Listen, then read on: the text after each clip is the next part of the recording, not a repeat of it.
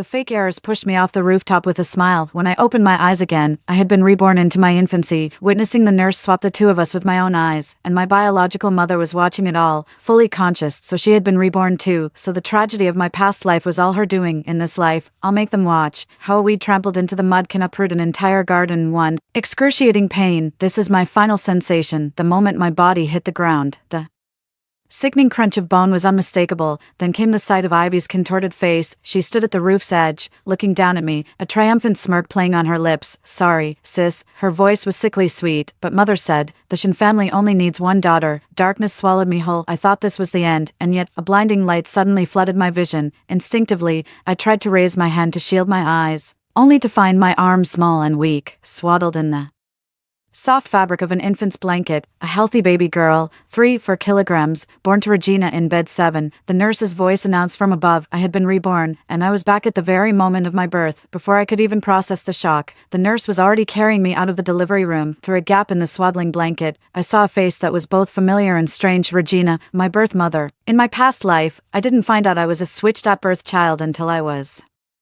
18, but when I found my birth parents with high hopes, what awaited me was Ivy's hostility and Regina's cold indifference. In the end, Ivy pushed me from the Shin Corporation building, bringing my short life to a close too. At this moment, Regina lies on the delivery bed, her face pale but her expression clear and alert. Her gaze followed me in the nurse's arms, her eyes holding an inscrutable complexity. "Wait," she said suddenly, her voice weak but firm. The nurse stopped. "Is there something you need, Mrs. Shin?" Regina's gaze shifted past me to the other bassinet in the corner of the delivery room. "That baby, from bed 8, right? May I see her?" My heart sank. Bed 8, that had to be Ivy. The nurse hesitated. "That's against the rules. I just want to see her," Regina said with a weary smile. "My husband always wanted twin girls." The nurse finally relented, placing Ivy and me side by side in front of Regina. I struggled desperately to make a sound, to get someone's attention, but my newborn limitations meant I could only manage a faint whimper. Regina's gaze shifted between the two infants before finally settling on Ivy. I saw a flicker of familiar tenderness in her eyes, the same look she had reserved for Ivy in our past life. "They look so alike," Regina whispered softly, her fingers gently tracing Ivy's tiny face. Just then, a sudden commotion erupted outside the delivery room, with a family member shouting loudly for a nurse. The nurse holding me hurriedly placed us back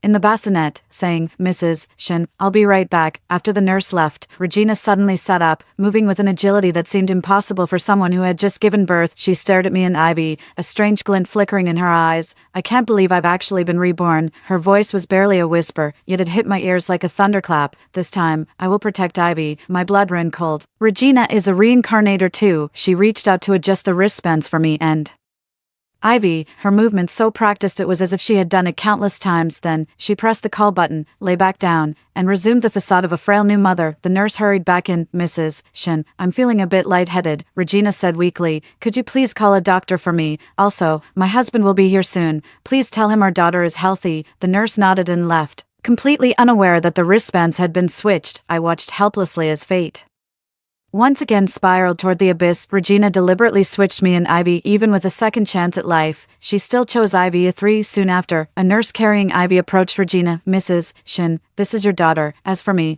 I was picked up by another nurse and taken to the woman in bed 8, an ordinary woman with a weary face. "Congratulations, ma'am, it's a healthy baby girl." The delivery room door closed before my eyes. The last thing I saw was the look of pure contentment on Regina's face as she held Ivy. My birth mother had abandoned me once again. I grew up slowly in the poverty and despair of that previous life. At 10 years old, I huddled in the cramped wardrobe, devouring the old magazines I'd salvaged from the trash by the sliver of light seeping through the door crack. My foster father was on another drunken rampage in the living room, the shattering sound of glass bottles against the wall intertwined with the shrieks of my foster mother, Sila, the most familiar soundtrack of my childhood. "Useless woman, can't even bear a son." Grover's roar made the wardrobe door tremble slightly. Instinctively, I hugged my knees tighter, trying to make myself as small as possible. The pain from being pushed down the stairs in my past life still haunts my nightmares, but compared to my current existence, that moment of agony almost feels like a release. Outside the wardrobe, after the sounds of a scuffle, Sila began to cry, calling me a worthless daughter who got her scolded by her husband. My fingers tightened unconsciously around the edge of the magazine. They didn't know I had been deliberately switched, let alone that my birth mother, Regina, had watched it all happen. The commotion in the living room gradually died down. Grover had probably passed out drunk. I carefully climbed out of the wardrobe, tiptoed through the cluttered living room, and slipped into the cramped balcony. Under the moonlight, I opened the magazine to the article about the Shin group in the photo. Regina, dressed in a white suit, elegantly held her husband Arthur's arm, with the exquisitely beautiful Ivy standing beside them. The headline read, Shin Group Charity Gala, Heiress Ivy's piano solo captivates the audience. My fingertips gently traced over Regina's face in the photograph. In my past life, I naively believed that finding my birth mother would grant me the love I'd always dreamed of. It wasn't until the moment I fell from the Shin Corporation building that I understood blood ties.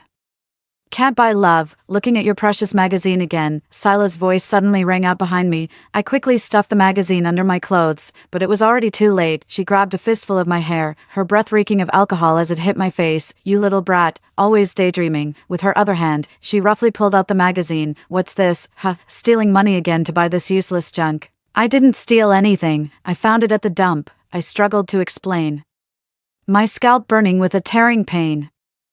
How dare you talk back? Sila raised her hand, and I instinctively shut my eyes, but the expected slap never came. I opened my eyes to see Grover swaying in the doorway. Enough, he said. We still need her to cook tomorrow. Who's gonna serve me if you break her? Reluctantly, Sila let go, but she gave me a vicious kick in the stomach. No breakfast for you tomorrow morning. I huddled on the balcony, only daring to gently massage my aching stomach after their snores began to echo under the moonlight. I opened the torn magazine and carefully pieced together the photograph of Regina. Why? I silently asked the elegant woman in the photo, given a second chance at life. Why would you do this to me? No one answered. Only the bright lights of the upscale neighborhood in the distance remained, like another world mocking my naivety. For early the next morning, I got up at the crack of dawn, ignoring my hunger. I made breakfast, then quietly slipped out the door with my worn-out backpack.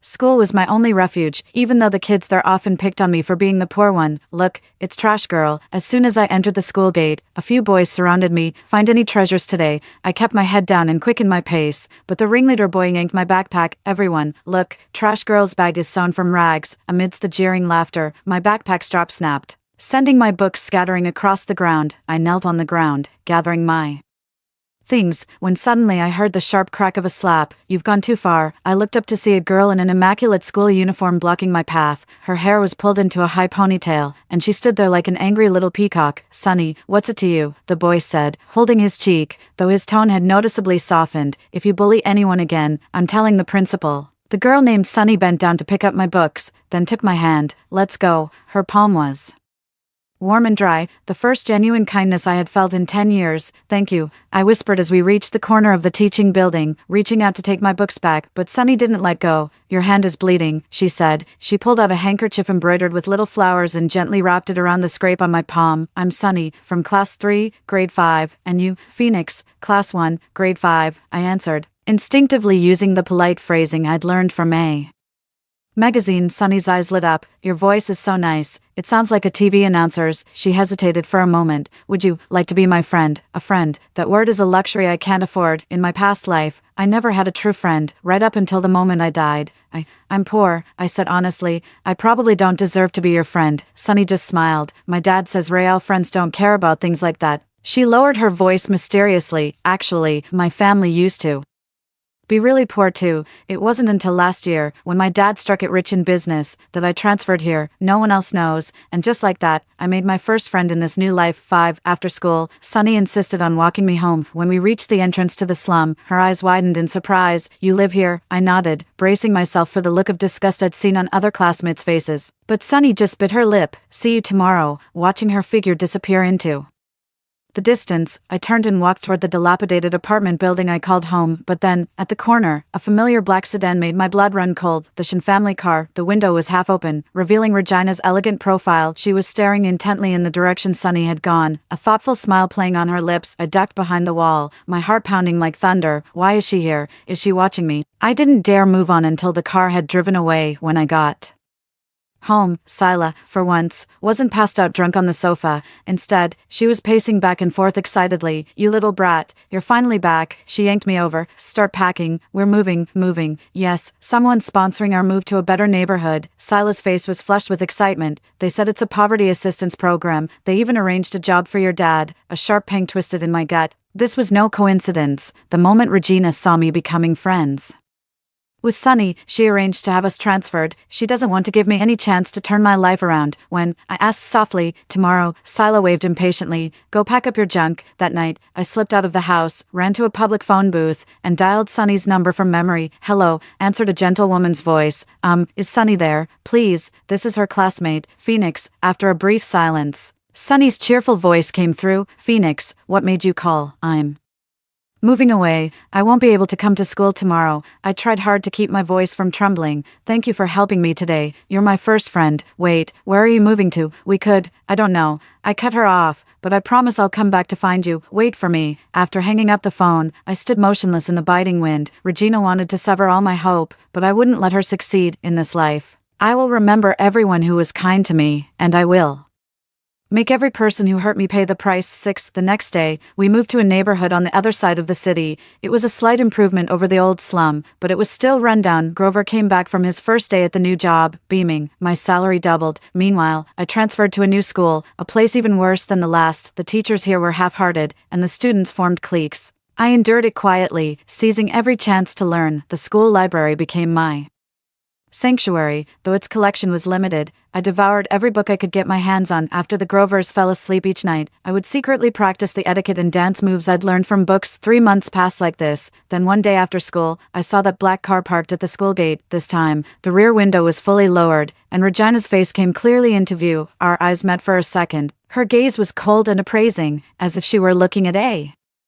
substandard product. The car window rolled up, and the vehicle sped off into the distance. That night, I had a dream. In the dream, I stood in the Shin family's opulent living room. Ivy, wearing a beautiful princess dress, was nestled in Regina's arms, acting coy. As I approached, Regina tightened her embrace around Ivy and said to me, "You are not worthy of being my daughter." I woke with a start, my pillow soaked through. I got up in the dark and pulled a tin box from under my bed. Inside was the pocket change I'd secretly saved up over the months, along with coins earned from collecting scrap. After counting it all, I smiled with satisfaction. It wasn't much, but it was enough for a bus ticket into the city and a small gift. Sunny's birthday is next week, and I promised I'd come back for her. Regina wants to trap me in the mud, but she's underestimated the resolve of someone reborn. I'm only 10 years old. I have plenty of time to grow, and when I'm strong enough, I'll make sure everyone knows that Phoenix is not a lamb to the slaughter.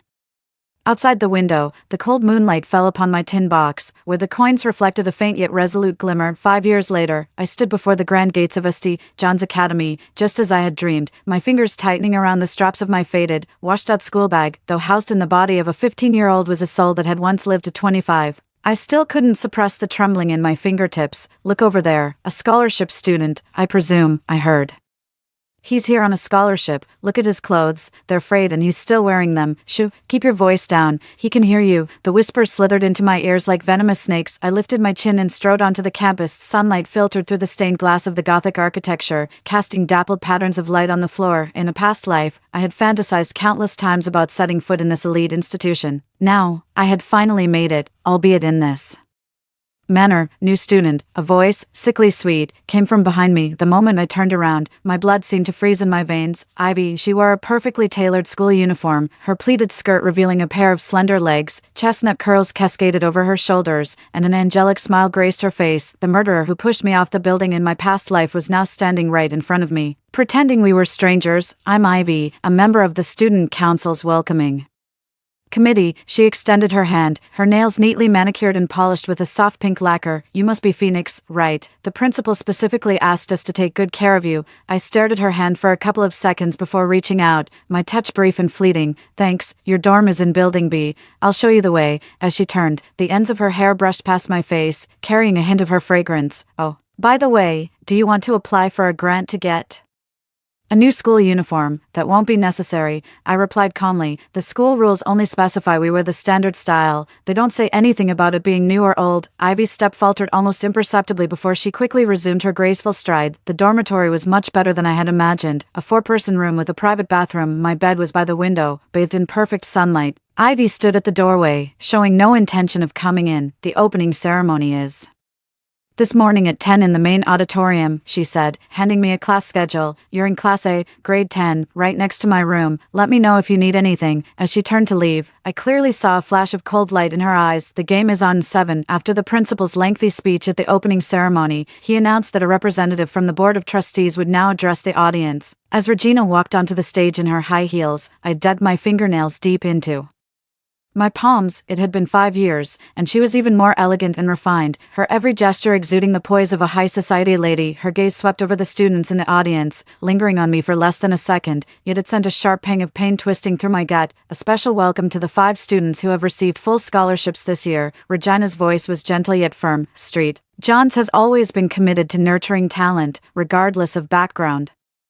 Thunderous applause filled the room. I saw Ivy in the front row straighten her back, a proud smile on her face. All new students, please report to the laboratory building at 2 p.m. to collect your course materials. Regina concluded. 3 of the top performing students will receive overseas exchange opportunities, specially sponsored by the Shin Group. After the meeting, Ivy immediately stopped me. Phoenix, the lab building is on the east side of campus and can be tricky to find. I'll wait for you by the fountain at 2 o'clock to take you there. I looked at her in sincere smile and nodded. My memories from a past life told me the lab building was clearly on the west side. At 5 minutes to 2, I stood in front of the lab building in the west campus area, watched Ivy waiting by the distant fountain, and walked straight in. It was 10 past 2 when Ivy came running up, out of breath, just as I was coming out with my materials. Why did you come by yourself? Her face was flushed from running. I waited for you for half an hour, really. I feigned surprise, but the map on the bulletin board showed the lab building was in the west zone. Ivy's expression twisted for a split second before smoothing over. The student union must have put up the wrong one. I'm so sorry.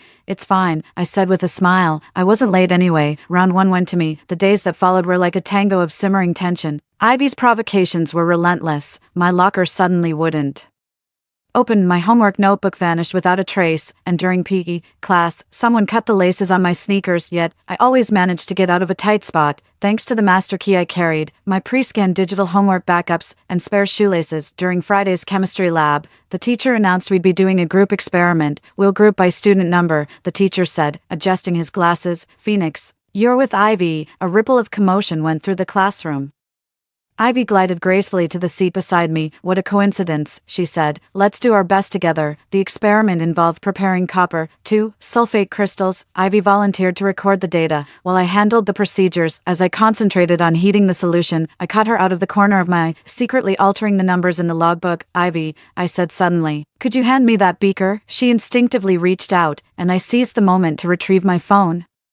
From under the lab bench, on the screen was the live recording of her tampering with the data. Her face instantly drained of color. It's 3-5 grams of copper sulfate, not 2-5, I said calmly, unless you want our experiment to fail. Ivy bit her lower lip and silently corrected the data. At the end of the experiment, our group produced the most perfect blue crystals. The teacher praised us. But Ivy's smile was strained, as if she were wearing a mask. 8, after school, I was organizing my notes in the empty classroom when I heard familiar footsteps outside the door.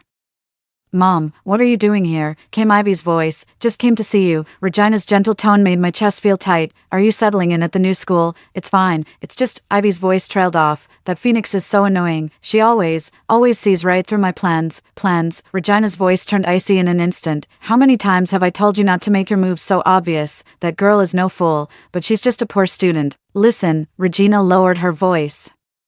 The principal has done as I asked. She won't be getting any special opportunities. You just need to keep your composure and not give anyone a reason to talk. Only when the footsteps faded into the distance did I unclench my fist, the nails having left deep crescent-shaped marks in my palm. So that's how it is. Regina has even blocked my path after winning the scholarship. A month later, the school announced its annual talent show, with the grand prize being a Shin-sponsored art tour of Paris.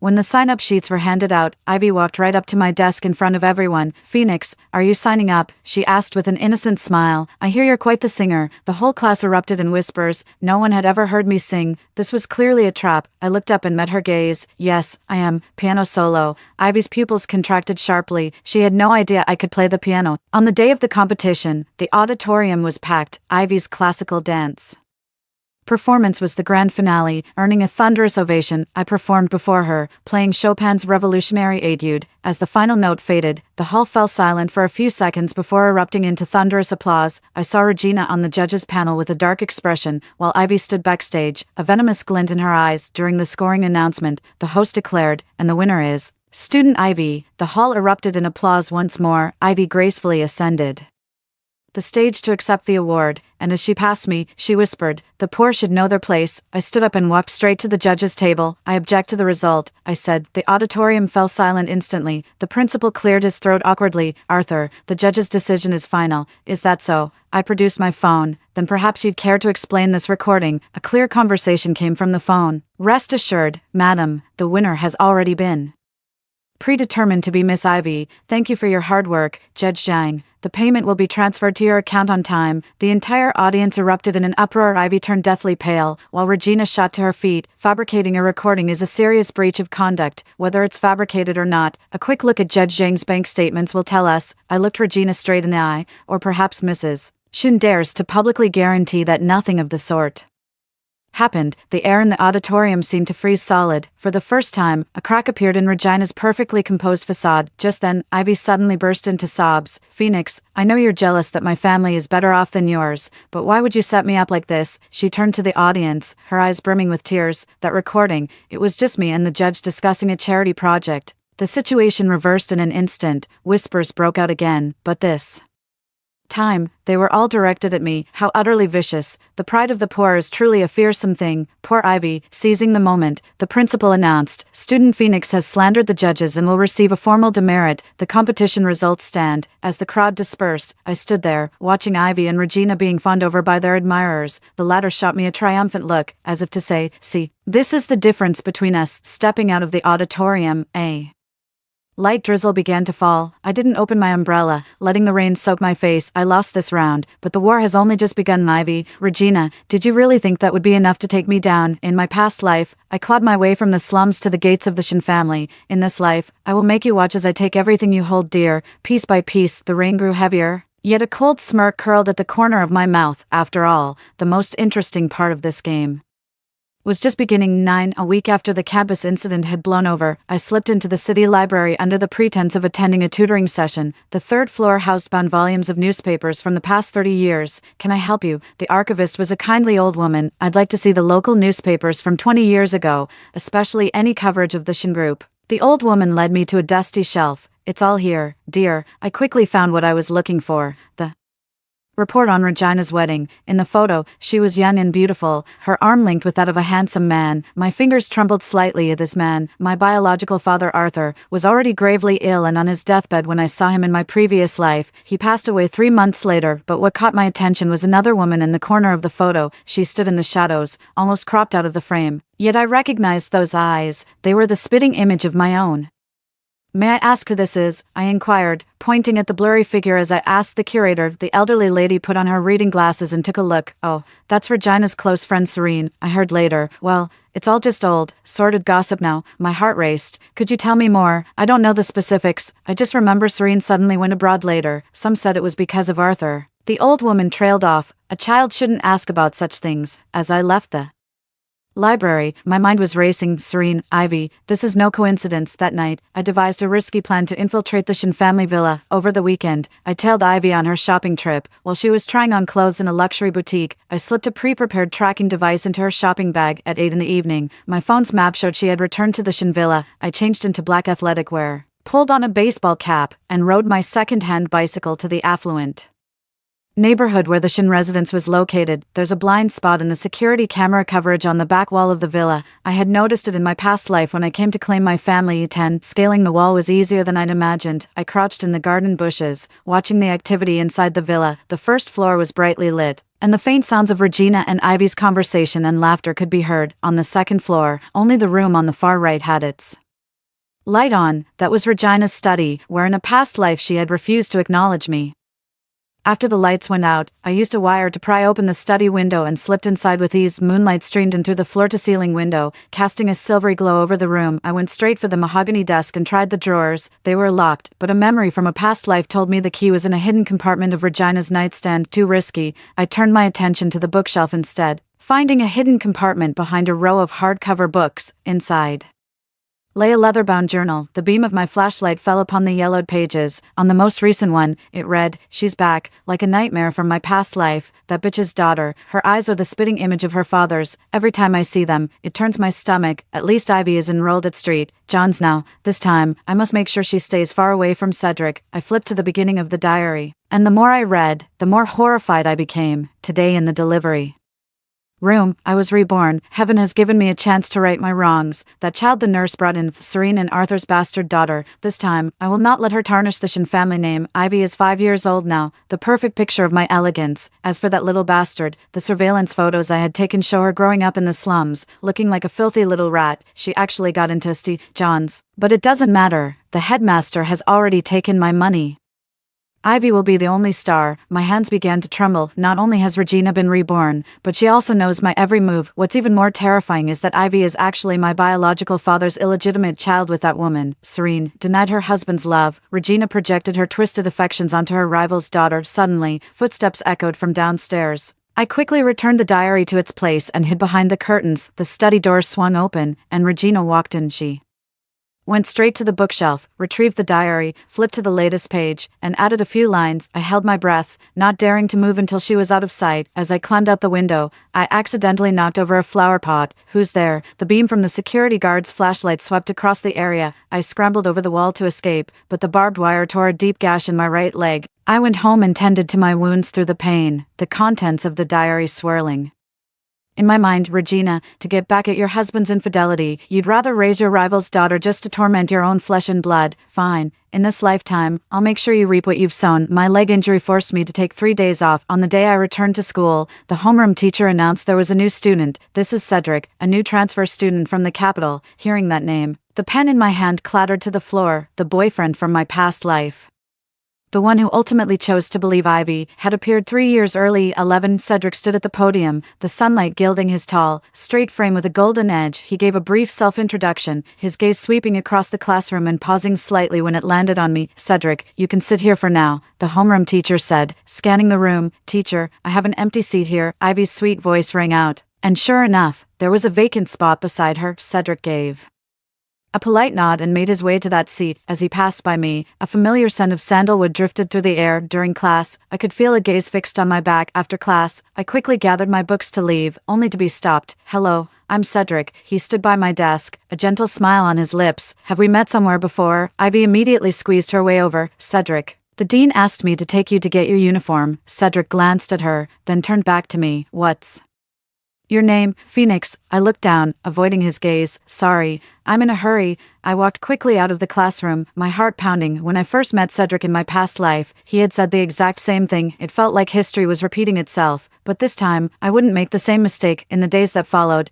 I made a conscious effort to avoid Cedric, but he kept finding excuses to approach me, borrowing notes, asking about homework, even bumping into me at the library. "Why are you always avoiding me?" He stopped me at the school gate one day after class. "We don't have anything in common." I looked him straight in the eye. "You should be friends with Ivy. You two are from the same world." Cedric frowned. "I don't understand." "Phoenix," a familiar voice cut him off. Sunny ran down from a luxury car. "It really is you." My eyes widened. 5 years had passed, and she had grown even more beautiful. The designer clothes she wore couldn't hide the warmth in her eyes. "Sunny, how did you—" "My dad got transferred back, so I transferred schools too." She grabbed my hand excitedly, then looked warily at Cedric. "And who's this?" "Cedric." His gaze shifted between me and Sunny. "You two know each other. We're best friends." Sunny linked her arm with mine. "Phoenix, I've been looking for you everywhere." Looking at Sunny's sincere smile, a wave of warmth washed over me. "In my past life, I died alone. In this one, at least I still have her." "Sunny," Ivy's voice came from behind, laced with clear shock. "You two know each other." Sunny gave a cool nod. "We're old friends," she said, then turned to me. "Phoenix, my father sent a car. Shall we go together?" Under Ivy's disbelieving gaze, I got into the Song family's luxury car. In the rearview mirror, I saw Cedric's thoughtful expression and Ivy's contorted face. Sunny's return completely derailed Ivy's plans. As the daughter of a school board member, Sunny held a status at school that even surpassed Ivy's. What infuriated her even more was how openly Sunny flaunted our friendship. "Phoenix, my birthday party is next week. You absolutely have to come," Sunny announced loudly in the cafeteria one day during lunch break. The classmates around me all looked astonished. The people at Ivy's table looked even more displeased. No refusals. Sunny pressed a gilt-edged invitation into my hand. "Dad specifically said to invite you." The invitation read, "The song group Eris's 18th birthday Gala." In my past life, this party was the stage where Ivy shone brilliantly, while I wasn't even invited. "Thank you," I said, accepting the invitation, catching a glimpse of Ivy storming off in my peripheral vision. 12. After school, I was coincidentally informed by the student council that I needed to stay behind to organize files in the empty student council office. I quickly realized the door was locked from the outside. It started raining outside. Looks like someone wanted me to miss the last bus. I let out a cold laugh, took out my phone, and dialed Sunny's number. 10 minutes later, the Song family car pulled up in front of the academic building. "Ivy is going too far," Sunny said angrily from the back seat. "Phoenix, you need to be careful." "It's fine," I said, watching the curtain of rain outside the window. "She can't hurt me." On the day of the debutante ball, I arrived at the Song family villa wearing the sky blue gown Sunny had given me. This dress had a previous life where Ivy accidentally spilled red wine on it, making me the laughingstock. "Phoenix," Sunny rushed over and hugged me. "You look absolutely stunning." The guests whispered among themselves, clearly taken aback by my arrival. In the crowd, I spotted Cedric in a crisp suit, his gaze fixed intently on me. "Phoenix," a familiar voice froze me in my tracks. Regina stood a short distance away, her eyes wide with shock. "What are you doing here?" "Hello, Auntie," I said with a polite nod. "I'm a friend of Sunny's." Regina's expression darkened instantly. Just then, Ivy walked over, dressed in a white gown like a pure angel. "Mom, let's go see Uncle Song," she said, linking arms with Regina and shooting me a defiant look. As the party reached its peak, it was time for Sunny to blow out the candles and make a wish. Ivy, in a show of helpfulness, was carrying the cake. As she passed by me, she suddenly stumbled, sending the cake flying in my direction. I was ready for it and sidestepped just in time. The cake smashed onto her own white dress, splattering cream all over her. "Ah," she screamed. The guests erupted in an uproar. Sunny looked at her coldly. "Ivy, do be careful." Regina hurried over to shield Ivy. "Ivy didn't mean to do that." "Oh, really?" I said softly. "Then what about this?" I took my phone out of my clutch and played a video. Ivy was in the student council storage room, practicing her slip and fall routine while muttering to herself, "This time, I'll make sure that bitch makes a fool of herself." I snuck into the school and filmed it last night. In my past life, she used this exact trick to ruin my gown. This time, I'm giving her a taste of her own medicine. Regina's face turned ashen. "Fabricating a video is illegal, whether it's fabricated or not. A technical expert can easily verify that," I replied calmly. An awkward silence fell over the scene. Just then, Cedric suddenly walked up to me. "I can vouch for the video's authenticity," he said. "I happened to see Arthur go to the student council office last night to retrieve a book he'd forgotten. He was lying, but why would he help me?" The party ended on a sour note. As I was leaving, Regina whispered in my ear, "You think you've won? The game has only just begun." 13. The day my university acceptance letter arrived, I officially moved out of the Sue family home. With my full scholarship and savings from part-time jobs,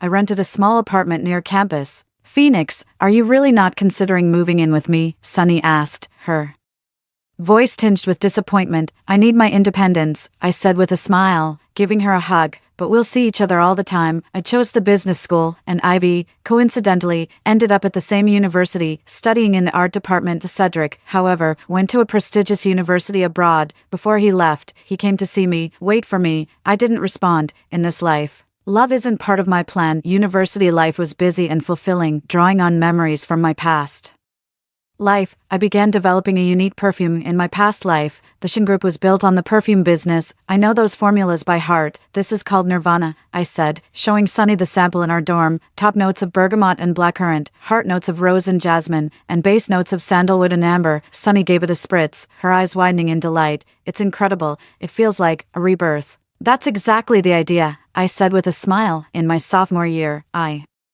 officially registered the company and launched the Nirvana perfume line. Thanks to its unique formula and promotion through Sunny's social circle, the product quickly became a hit. "Phoenix, look at this." Sunny burst into my studio one day, waving a fashion magazine. "Best new fragrance of the year, Nirvana." I took the magazine and saw my own brand prominently featured at the top of the list. Just then, the phone rang. It was an unknown number. "Miss Phoenix, this is Business Weekly. We'd like to interview you about." I hung up the phone and let out a long sigh of relief. The first step was a success. However, the good times didn't last. A month later, a perfume called Rebirth suddenly appeared on the market. Its formula was strikingly similar to Nirvana, yet it was priced at half the cost. "It's a new product from the Sue Group," Sunny said angrily. "Ivy must have stolen your formula." I calmly examined the sample. It's not exactly the same. They altered the ratio of 2 ingredients, but the core formula is definitely Nirvana. "Let's sue them." "Not so fast," I said with a smile. "I patented it long ago, and I left a little trap in the formula." 2 weeks later, news reports revealed that the Phoenix perfume had caused allergic reactions in numerous people due to its ingredients,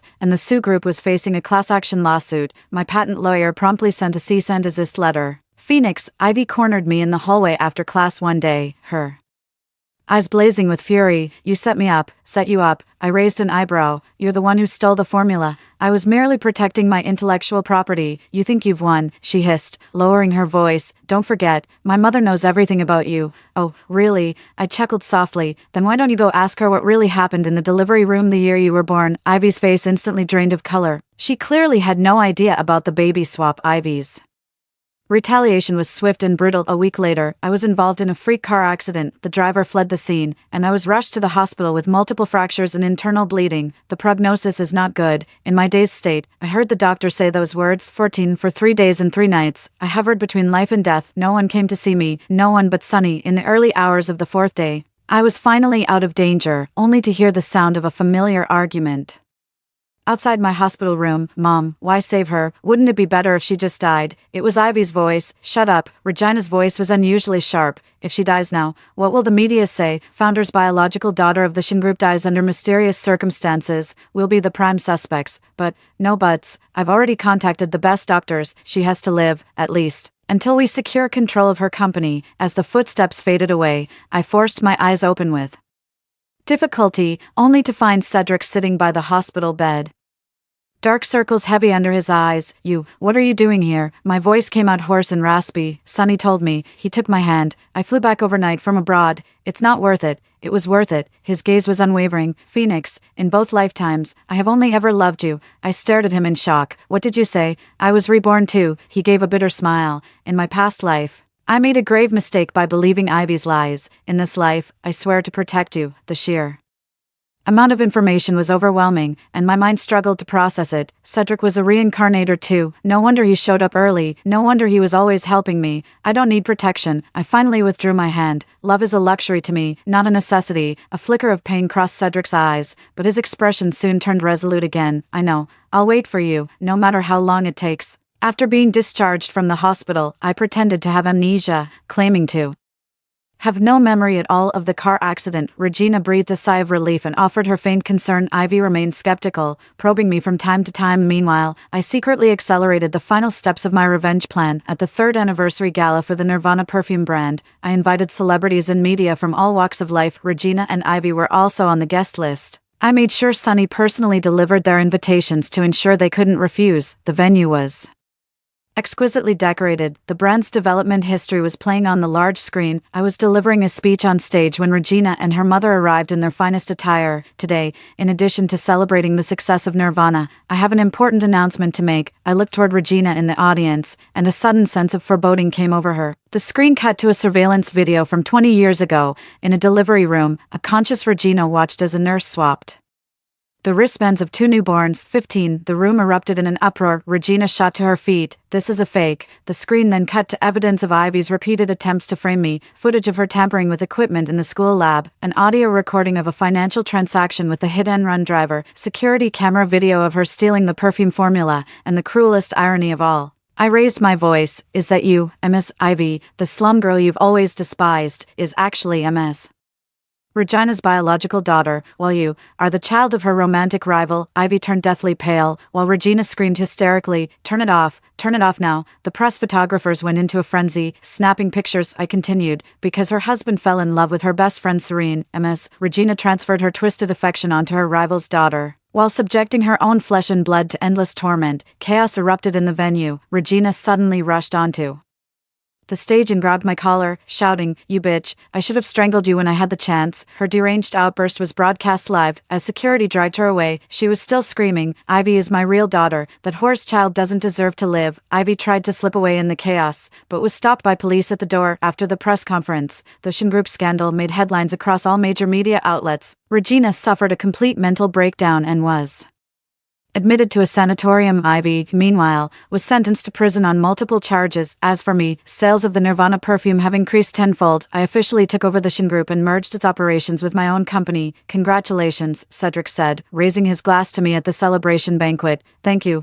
I clinked my glass with his, but the story isn't over yet. Oh. I looked out at the night sky. "I need to find Serene, my birth mother." Cedric took my hand. "I'll go with you." This time, I didn't refuse. 3 years later, I found Serene in a small town in the south of France. She ran a little flower shop and lived a quiet life. "Phoenix," she recognized me the moment she saw me, tears streaming down her face. I've been looking for you for 20 years. It turned out that Regina had set her up back then, forcing her to flee far from home. She had always believed I was raised by the Shin family, and only learned the truth when she saw the news. "You don't hate me?" she asked timidly. "Why would I hate you? I embraced the frail woman. You were never the one at fault." 16, I brought Serene back to my home country and arranged for her to live next door to me. She and Sunny hit it off immediately, and they often spend time together arranging flowers and drinking tea. As for Ivy, she attempted suicide in prison and was diagnosed with borderline personality disorder. Meanwhile, Regina spends her days in the sanatorium muttering to herself, calling out Ivy's name. Cedric became my business partner and the closest person in my life. While I still hadn't accepted his feelings, I no longer pushed him away. "I have all the patience in the world," he would often say. One early morning, I stood in the top floor office of the Shin Group building, overlooking the city skyline. In my past life, I fell from this very place. In this life, I stand at the summit. My phone rang. It was Sunny. "Phoenix, check the news now." I turned on the TV and saw breaking news. Ivy, while out on medical parole, crashed her car into the police station gates during a drunk driving incident. Police discovered further evidence of her crimes on her phone. I turned off the TV and gazed out the window at the brilliant sunshine. What goes around comes around, and my new life is just beginning. The end. Story 2. My mother had a habit of airing my private matters everywhere. It wasn't until after her death that I realized this was her people-pleasing personality at play. After my hemorrhoid surgery, she went around the neighborhood gossiping, even vividly describing how I looked undressed post-operation. Furious, I confronted her about disrespecting my privacy. She brushed it off, saying, "It's just a bit of harmless gossip. Why are you making such a big deal out of it?" Later, I was subjected to perverted humiliation because of this incident and jumped into the river with bitter resentment. Reborn, I returned to the day my mother spread my private matters. Little did she know, this time I would make her personally taste the bitter consequences of having her privacy exposed. Coming home from work, I overheard my mother talking mysteriously with the neighbors. "My daughter has hemorrhoids on her butt." Good lord, I wasn't even that grossed out when I gave birth to her. She wasn't even wearing pants during the surgery. I ask you, how's an unmarried young woman supposed to find a husband after some male doctor has seen her bare bottom? A ringing filled my ears as I stared at my mother's moving lips. Unable to believe what I was hearing, struggling to maintain my composure, I managed to call out, "Mom." She froze in terror, rooted to the spot and refusing to meet my eyes. The neighbors, who'd been eagerly listening to the juicy details, scurried away with excuses about cooking dinner when they saw me return. I stormed ahead in stony silence while Mom trailed behind, keeping her distance. The moment we got home, she bolted to the kitchen, clattering pots and pans to pretend she couldn't hear me.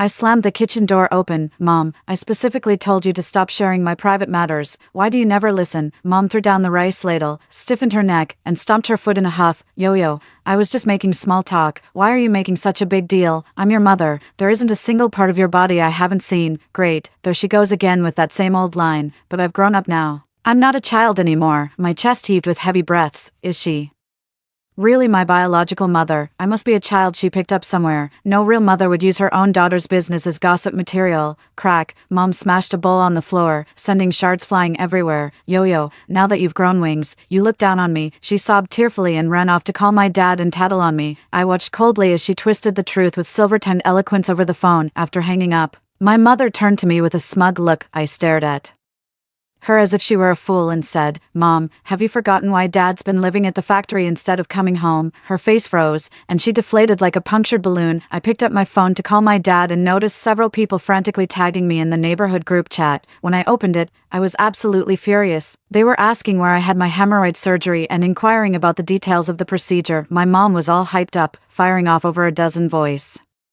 messages in a row, the things I had just reminded her about went in one ear and out the other. I immediately sent a voice message in the group. "Hey, Mom, the ultrasound appointment you made only has male doctors available. You're a married woman who's had children. What are you so worried about?" 2 minutes later, I finally typed out a message in the group chat. "Sorry everyone, wrong chat." My mom saw my message after coming out of the kitchen and angrily demanded I delete it, accusing me of exposing her privacy. I shrugged. "It's just some harmless gossip. Why are you being so touchy? Chapter 2. In my past life, it wasn't until she caused my death that I realized my mother had a people-pleasing personality. She struggled with social interactions and often couldn't find openings in conversations. Once, she unintentionally shared an embarrassing story about me, which made everyone burst into laughter. It was like my mother had struck gold. From that day on, she kept using her own child's private matters as entertainment for others. Over time, people who knew her would point and whisper when she appeared, "Look, there goes that fool who airs her own daughter's dirty laundry in public. Tell me she's not mentally ill." Turns out my mom's nickname was the Big Fool. When I told her, she didn't believe me and instead accused me of being jealous of her popularity, unlike me who keeps to myself. Ever since I can remember, she's loved sharing my private matters in front of others, and then she'd team up with them to comment on it. In 5th grade, when I got my first period, the teacher called her to bring me a clean pair of pants right away. I hid in the restroom, anxiously waiting for her to arrive, but even after school ended, there was still no sign of my mom. I curled up in the corner, afraid my classmates might see me. The teacher took pity on me, went out to buy a pair, and even made a special trip to bike me home. I later found out that after my mom got the call, she did grab the pants, but an hour later she still hadn't made it past the neighborhood gate. She told everyone she ran into that I'd gotten my period, blaming it on me eating too much and developing early, so much so that when I got back to the neighborhood that day, neighbors who knew me started pointing and whispering with ill intent. They crowded around me, all smirks and giggles, and started tugging at my clothes. My teacher shielded me tightly behind her, her eyes blazing with anger. To this day, I can't forget the despair of that moment. I became guarded around my mother and stopped sharing anything with her. I thought this would protect my privacy, but then my mother started spying on me. She wouldn't let me close my bedroom door at night, but I'm older now and need my own space. My mom went as far as breaking the lock and stood there with her hands on her hips, acting all high and mighty. Nothing escaped her eagle eyes. Not the notes that fell in the room, nor the indentations left on paper from pressing too hard while writing. While I was at school, my mom would dig out my hidden diary, eagerly show it to guests, and laugh while making comments. She'd sneak it back before I returned home, pretending she knew nothing about it. Back in 9th grade, I had a secret crush on a boy and poured my admiration for him into my diary. My mother found out and announced it to everyone at the family dinner as a hilarious anecdote. My face turned deathly pale, and my fingertips trembled uncontrollably. She had actually been secretly reading my diary all along. Eventually, the boy's family found out. His mother stormed into my classroom, dragged me out in front of everyone, and called me shameless. She said a young girl like me was already acting like a seductress and that my grades must be terrible. They finally shut up when the homeroom teacher presented my report card with the highest grades in the year. I will never forget that day, being surrounded, mocked, and humiliated. I stood on the rooftop of the teaching building, the cold wind blowing over the tears on my cheeks, chilling to the bone. If I jump, all this pain will end, won't it? The moment I stepped forward with my left foot, my homeroom teacher grabbed me from behind and pulled me down. I sobbed in her arms as she gently stroked my head, her own tears falling with mine. I begged my homeroom teacher not to tell my mother, knowing my family situation. She just sighed. Years later, I finally mustered the courage to ask my mom, "When you snooped through my diary and spread the word about my crush on that boy, do you have any idea how much that hurt me?" My mom replied dismissively, "I knew you almost jumped off the building that day. If you had the guts, you would have done it. I knew you didn't have the nerve. You get all dramatic over a few critical words. Sigh, I spoiled you too much. You're just too fragile." I pressed my palm against my chest, feeling as if someone were choking me, my heart pounding wildly. So she had known all along. And even then, she hadn't given it a second thought. From that point on, I rarely spoke at home. Mom complained to Dad, but he stood up for me, warning her to back off or he'd file for divorce. Chapter 3. My mother plopped down on the floor, wailing without tears as she cursed my father for being heartless. When her tears ran dry, she stormed outside to air her grievances about my father to the neighbors, carrying on like a bitter, scorned woman. To avoid her, my father often took night shifts and tried his best to stay away from home. I swore to myself that when I grew up, I'd buy a big house with my own money, a home for just my dad and me. I thought the surgery would soon fade from everyone's memory, but what happened next severed the last thread of our mother-daughter bond. I ended up back at the hospital because the wound inflammation had led to a gynecological infection. When I got home, my mother stared at me with a stony face, scrutinizing what I was holding with lightning speed.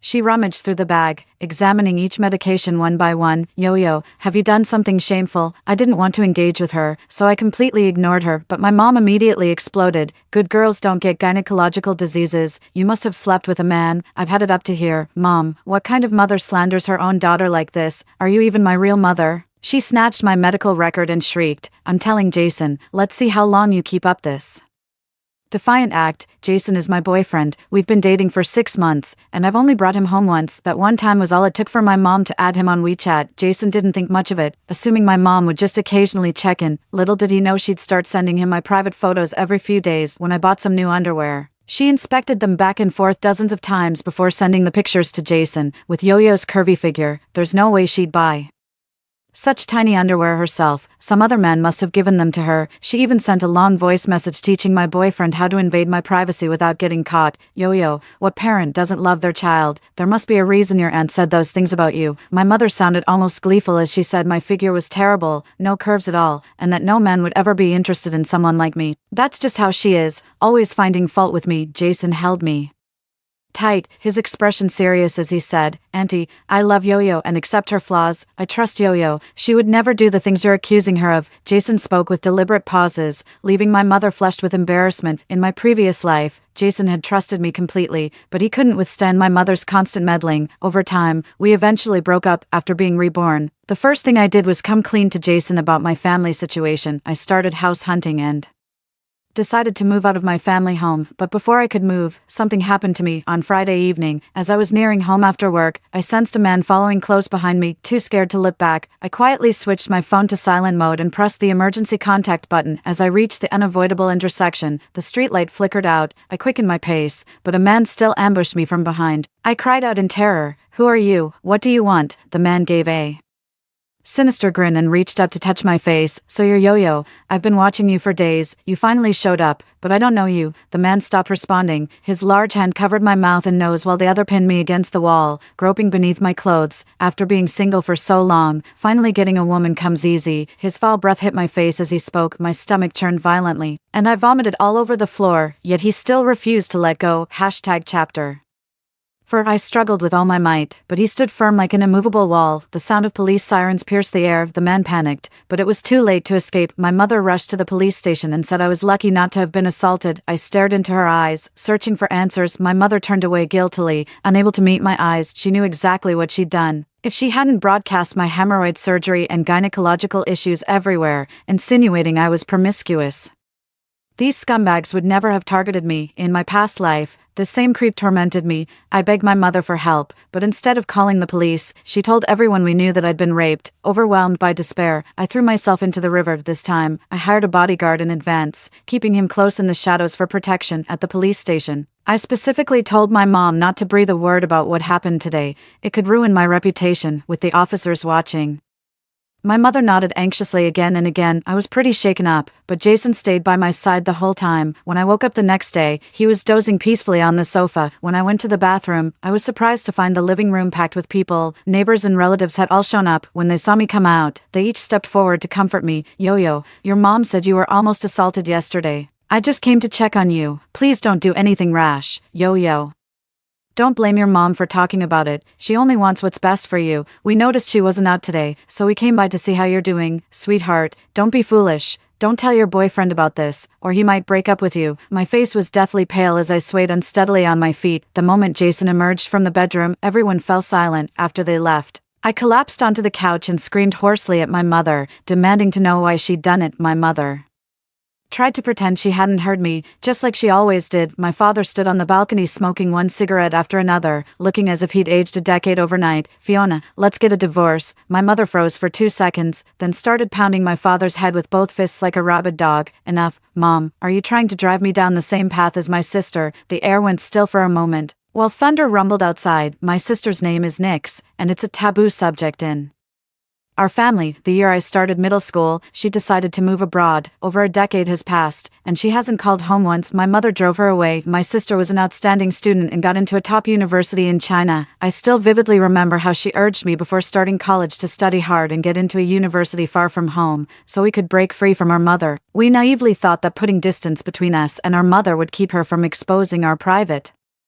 lives. When my sister didn't come home for the new year, our mother went around telling everyone she'd been abandoned. Even the vegetable vendor a kilometer away heard about my sister's bad reputation. She secretly went to see her sister, and in the dormitory, she overheard her roommate say that her sister had gone to see a doctor for irregular periods. My mom blurted out without thinking, "Is Nix pregnant?" I knew there was a reason she didn't come home for the new year. Before even understanding the situation, she started wailing in all the WeChat groups, calling my sister a slut who was fooling around with some random guy. Her roommate was so frightened that she quickly tried to explain, but my mom wouldn't listen at all. She's as stubborn as a steel rod, twists the truth, and only believes the reality her mind has fabricated. The incident blew up and became known throughout the entire school. My once cheerful and lively sister fell into severe depression and nearly took her own life. Later, one of my sister's close friends passed a letter to me. In her letter, my sister told me she's moving abroad and turning her back on this family, and now I'm following in her footsteps. I'm done with this household too. I moved out of the family home. My mother stood blocking the doorway, her eyes brimming with tears. Yo-yo, are you abandoning me too? I didn't look back at her. After saying goodbye to my father, I dragged my heavy suitcase and left. Chapter 5. I enjoyed a period of peaceful days, no longer worrying about my privacy being violated. Jason will come see me right after work. I once asked him why he chose to stay with someone from such a troubled family. With a solemn expression, he told me about a dream. To my astonishment, the dream's content perfectly mirrored my experiences from a past life. Yo-yo, I swear I'll protect you with everything I have in this lifetime. Wait, is Jason a reincarnated soul too? Whatever. As long as I get to be with the one I love in this life, nothing else matters. My mom has called me dozens more times, and I've ignored every single call. Mom, I gave you a chance. At the police station, I thought the officer's warning would make you realize the harm of spreading private information and that you'd finally stop, but you only behaved for a few days before going back to your old ways. I rented an apartment far from home and only shared the address with Dad. That very night, my family group chat, neighborhood chat, even the grocery shopping chat, everyone knew I'd moved out. All my aunts and relatives were at ing me in the group chat, saying I was being unreasonable. They insisted that's just how my mom is and I shouldn't have lost my temper. I immediately left all the group chats and blocked everyone who didn't matter. I'm really enjoying the peace and quiet now. I bet my sister would be proud if she could see how brave I've been. On Friday, I needed the household register, but when I called my dad, he was away on a business trip. I went back home while my mom was out. Just as I stepped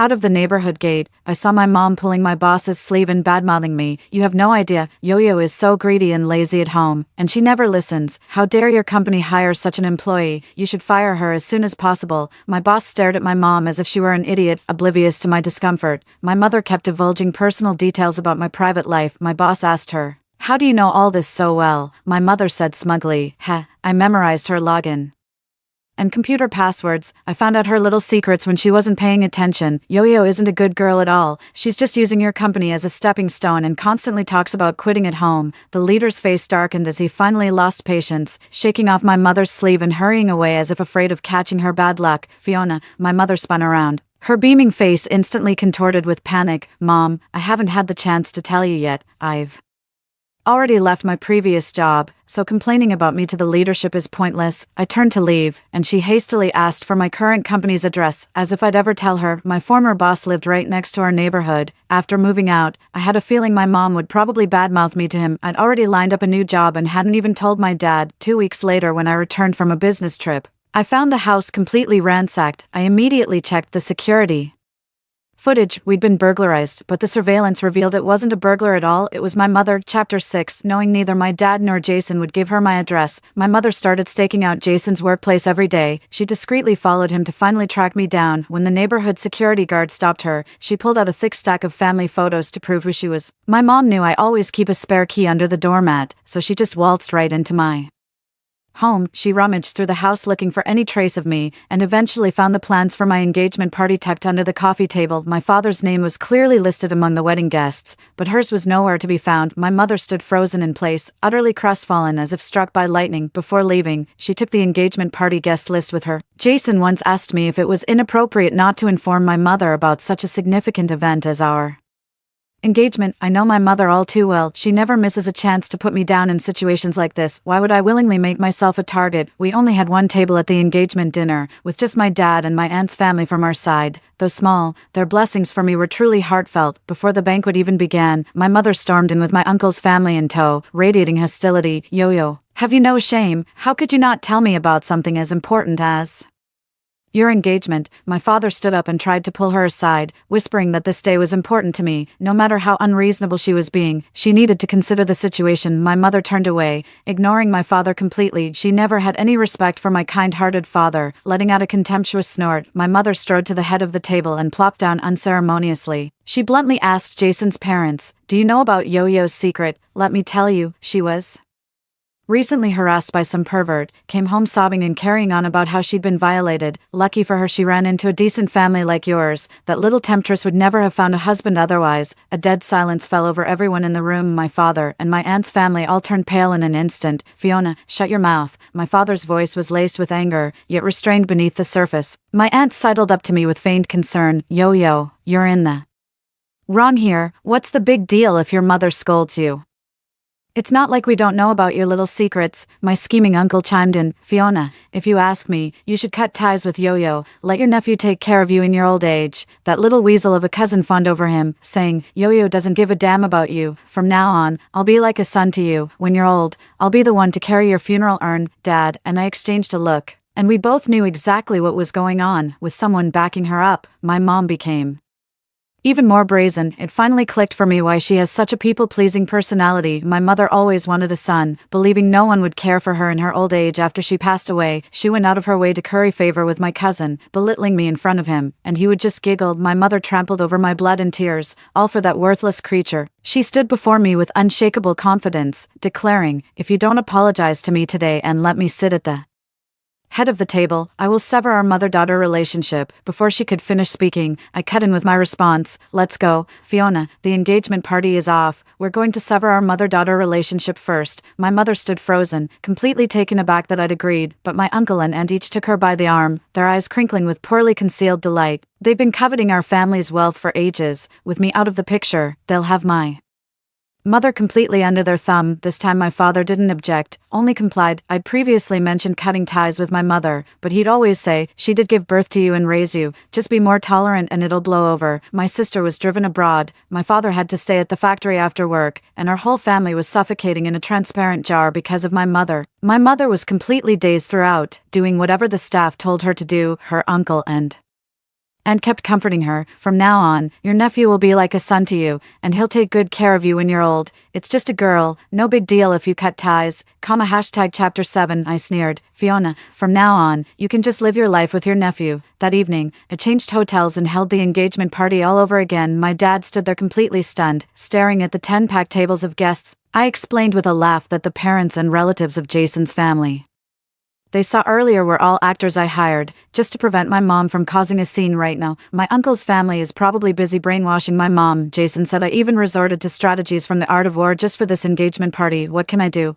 I drew the short straw when it comes to mothers. My dad has finally come to his senses. He's been swallowing his pride for this family all along, but now he's had enough. I stand by every decision my father makes. All these years, he's endured so much pain as the man of the house. Now it's my turn to show him the respect he deserves." I took my annual leave and planned to take my dad on a trip to Xinjiang. The night before our departure, my dad told me that my mom had fallen down the stairs after she moved into my uncle's house. Things were peaceful at first, but within days her old habits resurfaced. Whenever my uncle and aunt were out, my mom would subtly probe my cousin's wife for family secrets. My cousin's wife was completely open with my mom, sharing every little detail. By the time my aunt realized what was happening, rumors about their family were already spreading like wildfire. My aunt was a large, sturdy woman, while my mom was petite and slender, no match for her at all. During their argument, my mom missed a step and tumbled down the stairs. My uncle's family didn't want to deal with her, so they called me instead. "Dad, I'll go check on her. You just stay home and rest. Don't go anywhere." Dad is easily swayed. When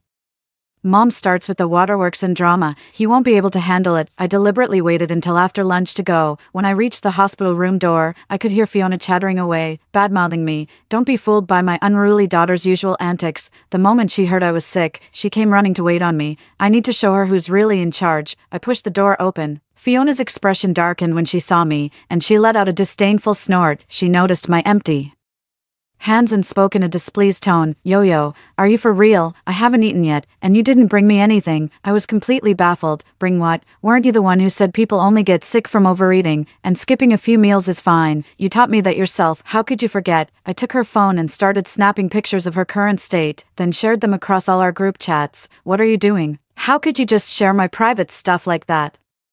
She stammered, her words tumbling out in a flustered mess. I scoffed. They're just a few photos. What's the big deal? No need to be so stingy. Her expression froze, completely speechless from what I'd said. Moments later, her phone started buzzing incessantly with hundreds of incoming messages. Fiona, what happened to you? Did someone hit you? Ugh, who posts such disgusting photos in the group chat? You're ruining my appetite. Messages flooded the group chat like a tidal wave, and Mom's eyes were filled with helplessness. Compared to what I've been through, this is nothing. Just then, the caregiver I'd hired arrived. Fiona's eyes widened in confusion as she protested. Why can't you be the one to take care of me? I don't want a stranger helping me. Suddenly, her face flushed crimson and her body began to tremble slightly. The patient in the next bed exclaimed, "Oh my, you've wet the bed." The caregiver swiftly pulled on her gloves and sprang into action. I stood to the side, snapping pictures with her phone. Fiona, I just came to see you make a fool of yourself. Enjoy your little hospital stay. I'm taking my dad on a trip to Xinjiang. Chapter 8. As I was leaving the hospital, a nurse mysteriously called me over. I was skeptical. The attending physician slid Fiona's test results toward me with a grave expression. When I saw the final result, I was utterly stunned. She was actually pregnant. My dad had been living at the factory for 6 months, and he only came home when I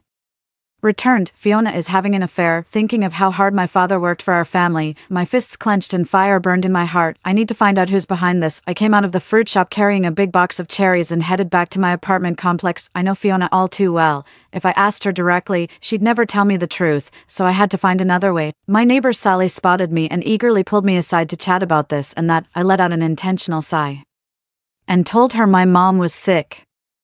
I caught a glimpse of the large group nearby, all ears, listening intently to what I was saying. Sally, I'm only telling you this. I mysteriously pulled her aside, and when she heard the news about my mom being pregnant, her eyes nearly popped out of her head. I then casually shoved the cherries I was holding into her hand. Auntie, I trust you more than anyone. Could you help me find out who the man behind my mom really is? Her eyes lit up with greed, and without any hesitation, she happily took the cherries and promised with a hand over her heart that she'd get the job done for me. I didn't tell Dad about this, but I did remind him to keep a close watch on his paycheck. I spent half a month traveling around Xinjiang with Dad, posting pictures of all sorts of delicious food on my social media every day, but I set the privacy so only Fiona and my uncle's family could see them. During that time, she called me hundreds of times, but I never answered any of them. I only secretly inquired with the caregiver. The doctor, unable to reach me, told her the news about the pregnancy. Fiona flew into a rage in the hospital room, screaming that the doctor must have made a mistake. How could she, a woman of impeccable virtue, possibly be pregnant? She believed the truth would vindicate her,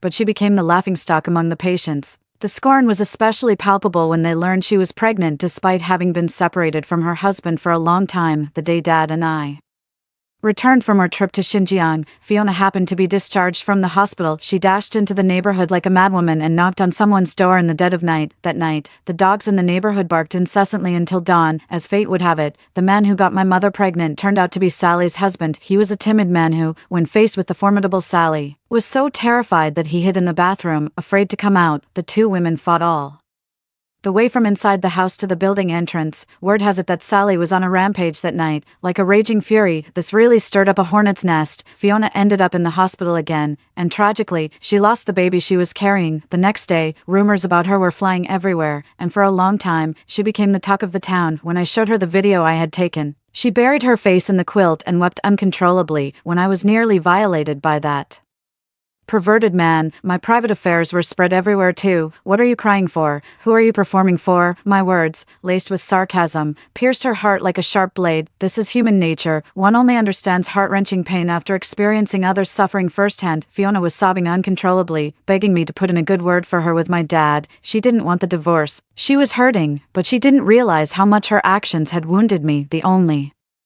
Reason she didn't want the divorce was because she still saw my dad as her fallback plan, her safety net and cash cow. Fiona, we must get a divorce. My dad's voice was firm and resolute, his usually stooped posture now standing tall and straight. Turns out he was worried I'd get shortchanged, so he'd been secretly following me the whole time, and no man, no matter how easygoing, could stomach being made a complete cuckold. Fiona ended up getting nothing in the divorce settlement, but my dad, out of lingering affection, left her some money. My uncle's family had been counting on getting the house from her, but now those hopes have completely vanished into thin air. Fiona was dumbstruck, her eyes welling up as she begged my uncle to take her in. Chapter 9. My uncle sat with his legs crossed, picking his nose before giving her a kick. Sis, how can you not even handle your own man and daughter? You're completely useless. She pleaded with her cousin. Troy, your aunt has always doted on you.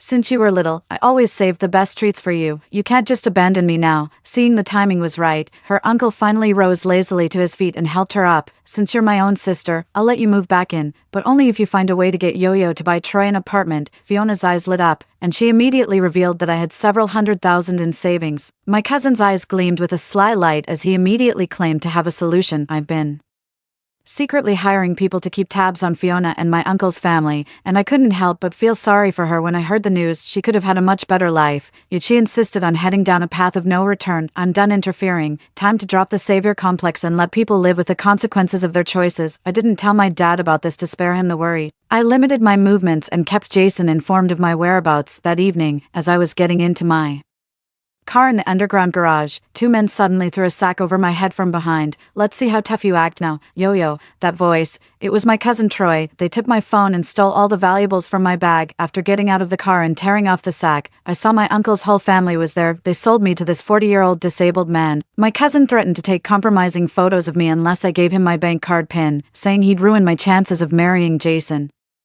I pretended to be terrified and stammered out the password with faint hesitation. Just as my cousin was gloating over his success, police officers stormed into the room. My uncle's entire family stood frozen in disbelief. They confiscated my phone. So how did the police track us down? Rubbing my sore, red arm, I pulled a tiny phone from my undergarments and waved it in front of them. Ever since I realized my cousin's family had ill intentions toward me, I'd been carrying two phones. The one in my bag was just a decoy. They were handcuffed, their eyes filled with despair. Before leaving, I let them in on a secret. Fiona contracted a severe STD from Sally's husband, which led to doctors forcing her to terminate her last pregnancy. It wasn't due to her advanced maternal age, but because she was diagnosed with a serious infectious disease a while back. When I accompanied Jason's parents for their medical checkup, I ran into Sally at the hospital. With a grim face, she cursed her husband, calling him every name in the book for cheating on her with multiple women in their neighborhood and giving her the disease. She said gloomily that Fiona probably wasn't any better off, and that it was all karma coming back around. Fiona has never been one for personal hygiene, and with my uncle's whole family living under the same roof as her, I didn't need to spell out the rest. My cousin suddenly started screaming hysterically, spewing a stream of curses. The officers looked disgusted as they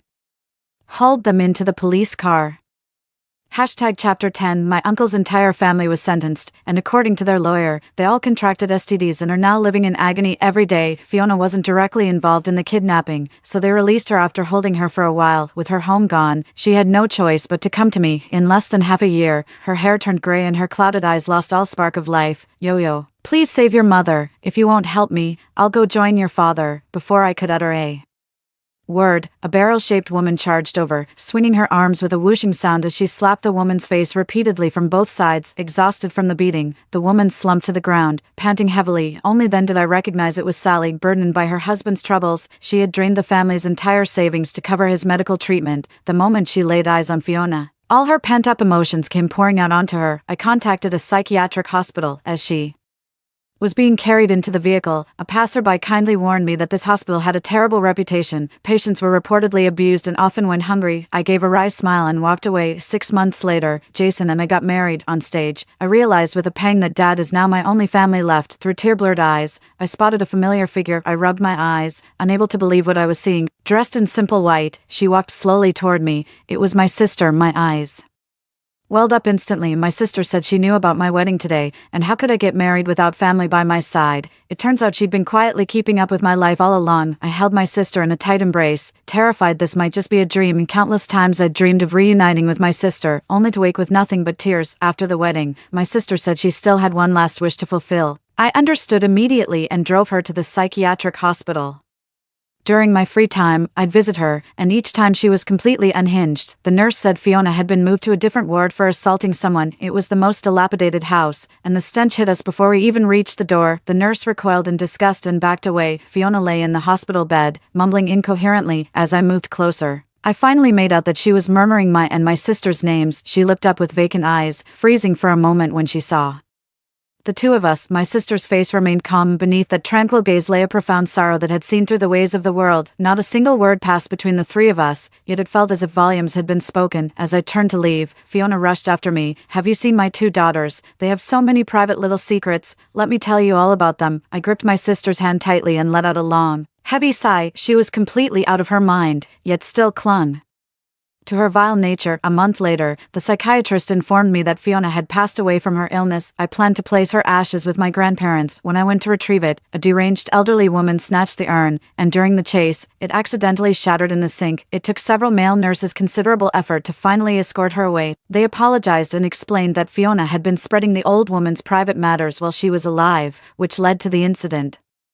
Everything happens for a reason. Later, my sister asked me, "When did you start setting all this in motion?" I smiled and linked my arm through hers. "Sis, that doesn't matter anymore." Story 2. I was the purest-blooded princess of the Phoenix clan. On my coming-of-age ceremony, before thousands of clansmen, my true form manifested, not as a glorious phoenix, but as a pitiful lowly black serpent. Yet the jade rabbit I'd rescued transformed into a radiant phoenix, worshipped by the entire clan as the divine phoenix. Branded an impure half-breed, I plummeted from divine grace into the muck. My divine father declared the jade rabbit as his long-lost bloodline, then personally summoned heavenly lightning that flayed me alive. My own brother gouged at the core of this half-breed, my spiritual essence, as compensation for the jade rabbit's years of exile. My childhood sweetheart, the man I was betrothed to, embraced the jade rabbit in his arms as they whispered vows of devotion. Left barely breathing, I was cast by the jade rabbit's own hand into the celestial pool, its waters lethal to gods, where my soul dissolved into nothingness. Even in death, I couldn't comprehend why my true form manifested as a lowly black serpent when I possessed the purest phoenix bloodline. When I opened my eyes again, I'd been reborn on the eve of my coming-of-age ceremony. "Your Highness,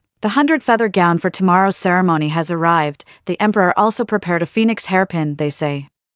"The combination will be absolutely stunning." As Peach spoke, she couldn't resist stealing glances at the magnificent feathered gown. The feathers of 100 rare birds were woven with golden threads into a resplendent feathered gown. Her eyes filled with longing as she reached out to touch it. "The Phoenix clan hasn't crafted a feathered gown in millennia," she murmured. "It's even more breathtaking than legends say." Those familiar words sent a violent shudder through my body. The agony of heavenly lightning flaying my flesh and the brutal extraction of my core still burned fresh in my memory. My eyes suddenly welled up with tears. Could this be a rebirth? In my past life, I was overjoyed when I received this phoenix feather gown. Since the fall of our mother goddess, not a single new phoenix has been born in our clan for millennia. My people have placed all their hopes upon me, for I am the only offspring of the phoenix goddess and golden dragon god, the purest-blooded princess of the Phoenix clan. On the eve of my coming-of-age ceremony, the entire Phoenix clan pooled their resources to present me with the sacred feather gown, symbolizing my Phoenix heritage. I couldn't tear myself away from its beauty, eagerly donning the feather gown for my rite of passage before the eyes of countless clansmen. When I revealed my true form, I actually transformed into a pitch-black snake. The crowd gasped in horror. My divine father darkened his expression. "Juno, this is no time for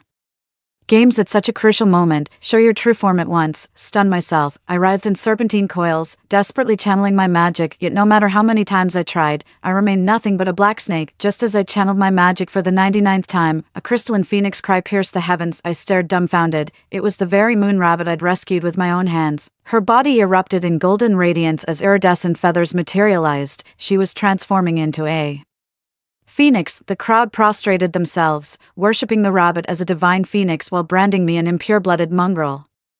With tears welling in my eyes, I turned to gaze upon the Heavenly Father. To my shock, he wept openly while looking at the jade rabbit. To think my true son Onyx wandered the mortal realm for millennia, while some vile low-born serpent usurped his identity. This is utterly unconscionable. With a mere flick of his wrist, he summoned celestial lightning that tore through my flesh, leaving me a bloody, mangled wreck. Amidst my agonized screams, my brother Hayden personally carved out my golden core and presented it to the jade rabbit as a welcoming gift. "My poor sister, let me offer you this impostor's core. Though its bloodline is base, it might amuse you as a trinket." Bleeding out in a pool of my own blood, I cast one last hopeful glance at my betrothed, Frost, crown prince of the celestial clan we'd cultivated together since childhood, inseparable companions. Surely he would. "Onyx, you're a true phoenix after all." Now we can be together without hiding. Frost, who always maintained an aloof demeanor, was actually smiling as he cradled the jade rabbit in his arms. At this very moment, I'm enduring agony that sears my bones and scorches my soul. Onyx flashed me a triumphant grin before personally shoving me into the celestial pool, a place even gods fear to tread. The razor-sharp gales sliced through my flesh,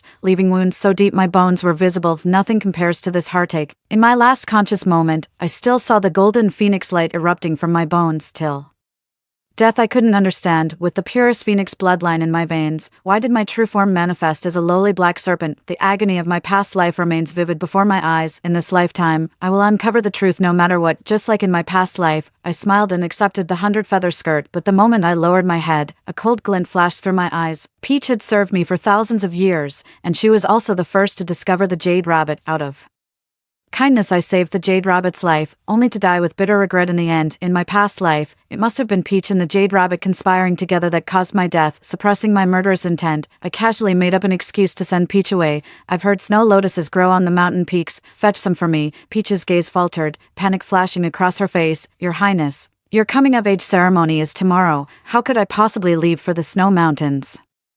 At such a time, my expression turned glacial as an oppressive aura radiated from my entire being, my icy stare pinning her in place. You will obey my command without question. Trembling under the ancestral pressure coursing through her veins, Peach collapsed to her knees, rendered completely speechless. She could only keep kowtowing to me frantically. With a wave of my hand, golden-hued magic forcibly ejected her. Were it not for our millennial-old bond, I'd have executed her on the spot. Yet, lacking concrete evidence, I still harbor an inexplicable hesitation toward Peach. I'll kill her after uncovering the truth. There's no rush. Tossing the feathered skirt aside, I strode out of the bedchamber. After rummaging through the archives for hours, I finally unearthed a bloodline detection ritual. I wonder if the jade rabbit has tampered with my bloodline by now. I decided to run a quick test first. Following the ancient ritual described in the tome, I flicked my right wrist and a crimson gold phoenix feather materialized in my palm. This was one of the few genuine phoenix feathers my divine mother left me after her fall. A dagger appeared in my left hand, then reversed its grip before plunging straight toward my chest. Dripped 3 drops of heart's blood onto the phoenix feather, then set it ablaze. Amidst the flames, faint crimson gold flickers appeared as blood and feather turned to ash, filling the air with a sweet, ethereal fragrance. The moment the fire died out, a golden phoenix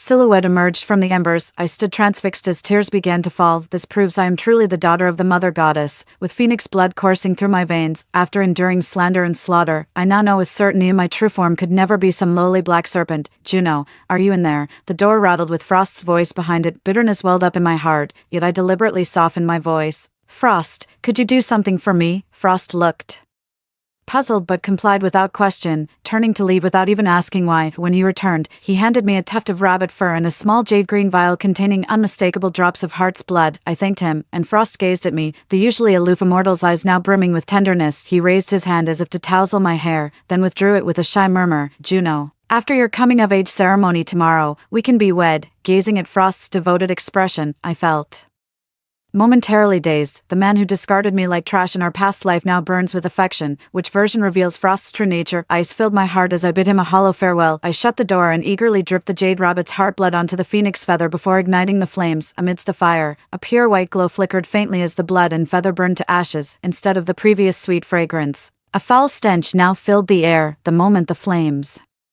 died out, the vision within became clear, and what I saw left me utterly stunned. It's actually a phoenix too. Onyx really is a phoenix, but the goddess only bore me as her daughter. By all rights, I should be the only phoenix in existence. What in the world is going on? I stormed out with a dark expression, utterly baffled by the reason. With the coming-of-age ceremony approaching, am I doomed to relive the misery of my past life? Dazed and distracted, I bumped straight into someone on the road. Juno, you seem really unsettled. What's going on? I looked up and saw my brother Hayden, his eyes filled with concern as he reached for my arm. Are you feeling unwell? Tell me, I'll get you some herbal medicine. His caring expression was just like when we were children. When I first gained consciousness in my fledgling years, the mother goddess had already fallen, and the father god became a broken man, wandering abroad perpetually. It was my elder brother who shouldered the Phoenix clan's burdens, managing tribal affairs while raising me single-handedly. The first magic I mastered, the first gown I ever owned, all gifts from his hands. He nurtured me with such devotion, pouring his entire being into spoiling me until I became the undisputed little princess of the Phoenix clan. Yet it was he who personally carved out my core essence, watching me writhe in agony, watching my spirit break. Hayden merely presented the bloodied core to the jade rabbit with reverence. He declared, only a phoenix of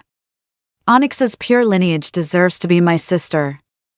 Remembering my past life, I fought to steady my trembling hands and flashed Hayden a saccharine smile. Brother, I can't stand that jade rabbit. Would you kill her for me? Without a moment's hesitation, Hayden charged at Onyx with his sword drawn. Her face was pale with panic, tears welling in her eyes as she pleaded, Your Highness, what are you doing? Hayden struck out with a palm strike so fierce that the sheer force sent Onyx coughing up blood. Blood trickled from Onyx's lips as she lay sprawled on the ground, her voice trembling with pitiful vulnerability. Your Highness, Princess, has Onyx done something wrong? She deliberately raised her voice, drawing the attention of bystanders. Watching the growing crowd gather, I couldn't suppress a cold sneer. Ever since the day I saved Onyx, she's been putting on this pitiful act, claiming her true form is a jade rabbit. Out of kindness, I took her to Phoenix Realm to recuperate. Along the way, I discovered we shared the same birthday, which delighted me so much I treated her like a sister. Yet in the end, it was she who personally pushed me into the jade pool, condemning me to eternal damnation. I watched the scene unfold with morbid fascination, eagerly anticipating the moment Hayden would end her life. Hayden coldly raised his sword, the blade pressing against Onyx's chest. In that fateful moment, the Divine Father materialized instantly, deflecting Hayden's sword with a sweep of his hand as he thundered, As young masters of the Phoenix clan, how dare you slaughter the innocent so wantonly? What crime has she even committed? With the Divine Father backing her, the onlookers began pointing fingers at Hayden, their murmurs quickly drowning out the two of us. I sighed inwardly. With the Divine Father protecting Onyx, there was no way I could kill her today. Masking my true feelings, I stepped forward with a sweet smile. Don't be angry, Father. Brother was just teasing Onyx. Seeing the Divine Father hesitate, I quickly added, But Onyx is a moon rabbit after all, and her injuries have healed. It's hardly proper for her to linger in the Phoenix realm indefinitely. With an innocent expression, I turned to Onyx. Today, I shall escort you out of Phoenix Dominion. A hush fell over the crowd. The Phoenix clan had always been xenophobic. It was only through my insistence that Jade Rabbit had been permitted entry in the first place. Her departure now was only natural. The Divine Father gritted his teeth and conceded, Very well, you personally oversee her safe passage. No harm must come to her. I nodded in acknowledgement and personally escorted Onyx to the border of Phoenix Domain. The moment I pushed her through the barrier, Onyx suddenly turned back and flashed me a grin. Juno, you've been reborn too, haven't you? If I could scatter your soul to the winds in our past life, this incarnation will be no different. Did you really think banishing Peach and then me would make tomorrow's coming of age ceremony foolproof? Just wait, I can't wait to see your expression when you turn into that little black serpent, so helpless, so shocked, so pitiful. Onyx enunciated each word while watching my face grow paler. See you tomorrow, little black snake. The moment the words left my lips, Onyx vanished before my eyes. My mind reeled in shock as the blood drained from my face. Could it be Onyx was reborn too? From what she implied, tomorrow I'd still be doomed to transform into that black serpent. A crushing sense of helplessness overwhelmed me. Despite inheriting Supreme Phoenix bloodline, my true form is nothing but a wretched low-tier black serpent. After millennia of devoted cultivation and relentless effort, is this wretched fate all I deserve? Like an inescapable destiny I can never break free from, I wandered through the Phoenix realm like a lost soul, my millennia-straightened spine finally buckling under the weight. My once arrogant face now bore nothing but world-weary resignation. For the first time, the thought of surrender flickered through my mind. After wandering aimlessly through the Phoenix realm for untold hours, I stumbled blindly into a cavern. As night fell outside, I drifted into unconsciousness within. In that moment of descending darkness, a tear traced down my cheek as I faintly murmured, Mother. At dawn the next day, Hayden arrived at the cave entrance with her maidservants and the feathered gown in tow. Juno, the coming-of-age ceremony is about to begin. Why aren't you dressed and ready? No time left. Put on the 100-feather gown now. We must reach the sacred land. I raised my eyes, all shadows vanishing from my face as confidence radiated through my serene smile. We don't need that gown. Let's go, unless you think we still have time to spare. Ignoring Hayden's protests, I soared toward the Phoenix clan's holy ground, the blazing moon precipice. Crowds from all corners of the realm have gathered today, eager to witness the Phoenix's rebirth and its glorious transformation. As the sea of people surged, I soared to the highest peak of the blazing moon cliff. The Divine Father beckoned with a smile. My child Juno, today marks your coming of age. I shall personally bestow spiritual energy upon you. Raising his hand, a stream of pure azure spiritual energy flowed from his fingertips. With a detached gaze, I observed the pale blue spiritual energy, unique to dragonkind. But was my Divine Father truly a dragon? Sidestepping Gracefully, golden energy surged from within me, effortlessly dissolving the azure glow. As sacred chants resonated, the surrounding gazes grew feverish with fervor. I took a deep breath, circulating spiritual energy through my meridians as it gradually cleansed my pathways. A golden light flashed as my true form materialized. Amidst the crowd's gasps, I revealed my true form. The golden radiance slowly faded, replaced by a clear phoenix cry echoing from the blazing moon cliff. The crowd erupted in joy, their eyes locked onto the golden aura surrounding me, but the radiance was so blinding that nothing could be seen clearly. Dark clouds veiled the sky, casting a gloomy pall over the land. Someone suddenly looked up and gasped, "Look at the sky, it's..." The crowd lifted their heads in unison. A colossal phoenix circled overhead, its massive form blotting out the sunlight. The crowd erupted in murmurs as several Phoenix clan elders wept with joy. After millennia, the phoenix is reborn. Heaven bless our clan, heaven bless us all. Even the typically stoic Frost couldn't suppress a flicker of delight. Hayden couldn't contain his joy as wings burst forth from his shoulder blades. The phoenix circled 3 times in the sky before gracefully descending. The moment she resumed human form, the surroundings fell silent before erupting into even more animated discussions. Why isn't it Juno? Wasn't today supposed to be Princess Juno of the Phoenix clan's coming-of-age ceremony? Why isn't she a phoenix? She looks familiar. Wait. Isn't that the jade rabbit Juno picked up? What was her name? Onyx. Onyx wore a perfectly poised smile, dressed in that feathered gown, her eyes gleaming with barely concealed triumph. She extended her hand, pointing directly toward where I stood. Behold, the so-called princess our Phoenix clan has worshipped for millennia. What a vile creature she truly is. As her finger pointed, the golden radiance shattered, revealing my true form before the crowd, a repulsive, low-born black serpent amidst the crowd's shocked gasps. Onyx's lips curled into a cruel smile as phoenix fire coalesced in her palm. On the very day I reclaim my phoenix throne, I shall first slay this bastard who's stolen my identity for years. The sacred phoenix flames came rushing toward me. Scorching heat infused with spiritual energy engulfed everything. True phoenix fire consumes all things, even souls and marrow. I didn't even flinch, letting out a cold laugh as I watched the approaching flames. In this new life, Onyx's desire to kill me has grown utterly unrestrained. Her eyes burned with hatred toward me, brimming with barely contained triumph. Onyx projected her words directly into my mind using spiritual energy. Juno,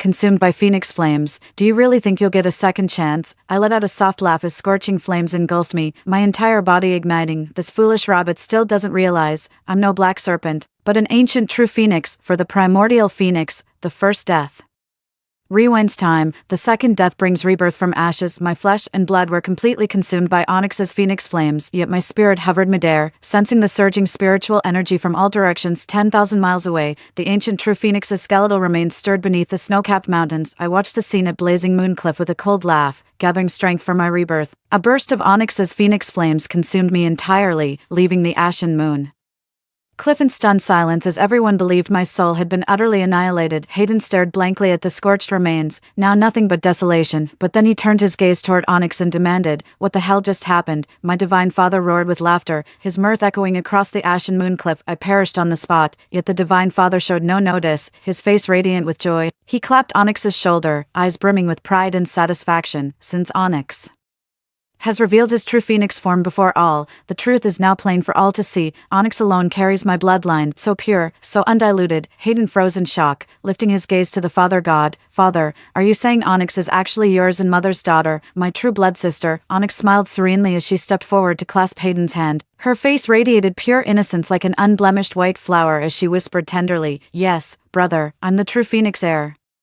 That Juno stole my identity for over 1,000 years. She's nothing but a vile little black serpent. That wretched species desecrates our phoenix domain just by setting foot here." The term wretched species seemed to strike a chord in Hayden. His furrowed brow relaxed as his tone softened. Yes, my sister Hayden undoubtedly possesses the purest phoenix bloodline." I let out a quiet laugh, such were my own flesh and blood. Everyone rejoices at Onyx's homecoming, celebrating the birth of a new phoenix in the Phoenix clan. Did anyone spare a single moment to mourn my death, even if I were just a little black snake? I've stood by their side for millennia. Was all that familial love from the past just an illusion? So cold-hearted, so utterly ruthless. Despite the sorrows of my past life, I still felt my eyes stinging with unshed tears. Frost, who'd grown up by my side all these years, was now kneeling on one knee, proposing to Onyx, never one for words, his flushed face now bore an expression of utmost sincerity. Onyx, you and the Celestial Emperor's daughter were betrothed before birth. Your return to the Wind Throne now feels like heaven-sent fortune. I wish to ask for your hand, Onyx. My heart has long been yours. Would you honor me as the Celestial Crown Princess? Frost knelt before Onyx with ink-black hair cascading down, his spine straight as jade bamboo in a single knee genuflection. An aura of aristocratic grace emanated from his entire being. Onyx's eyes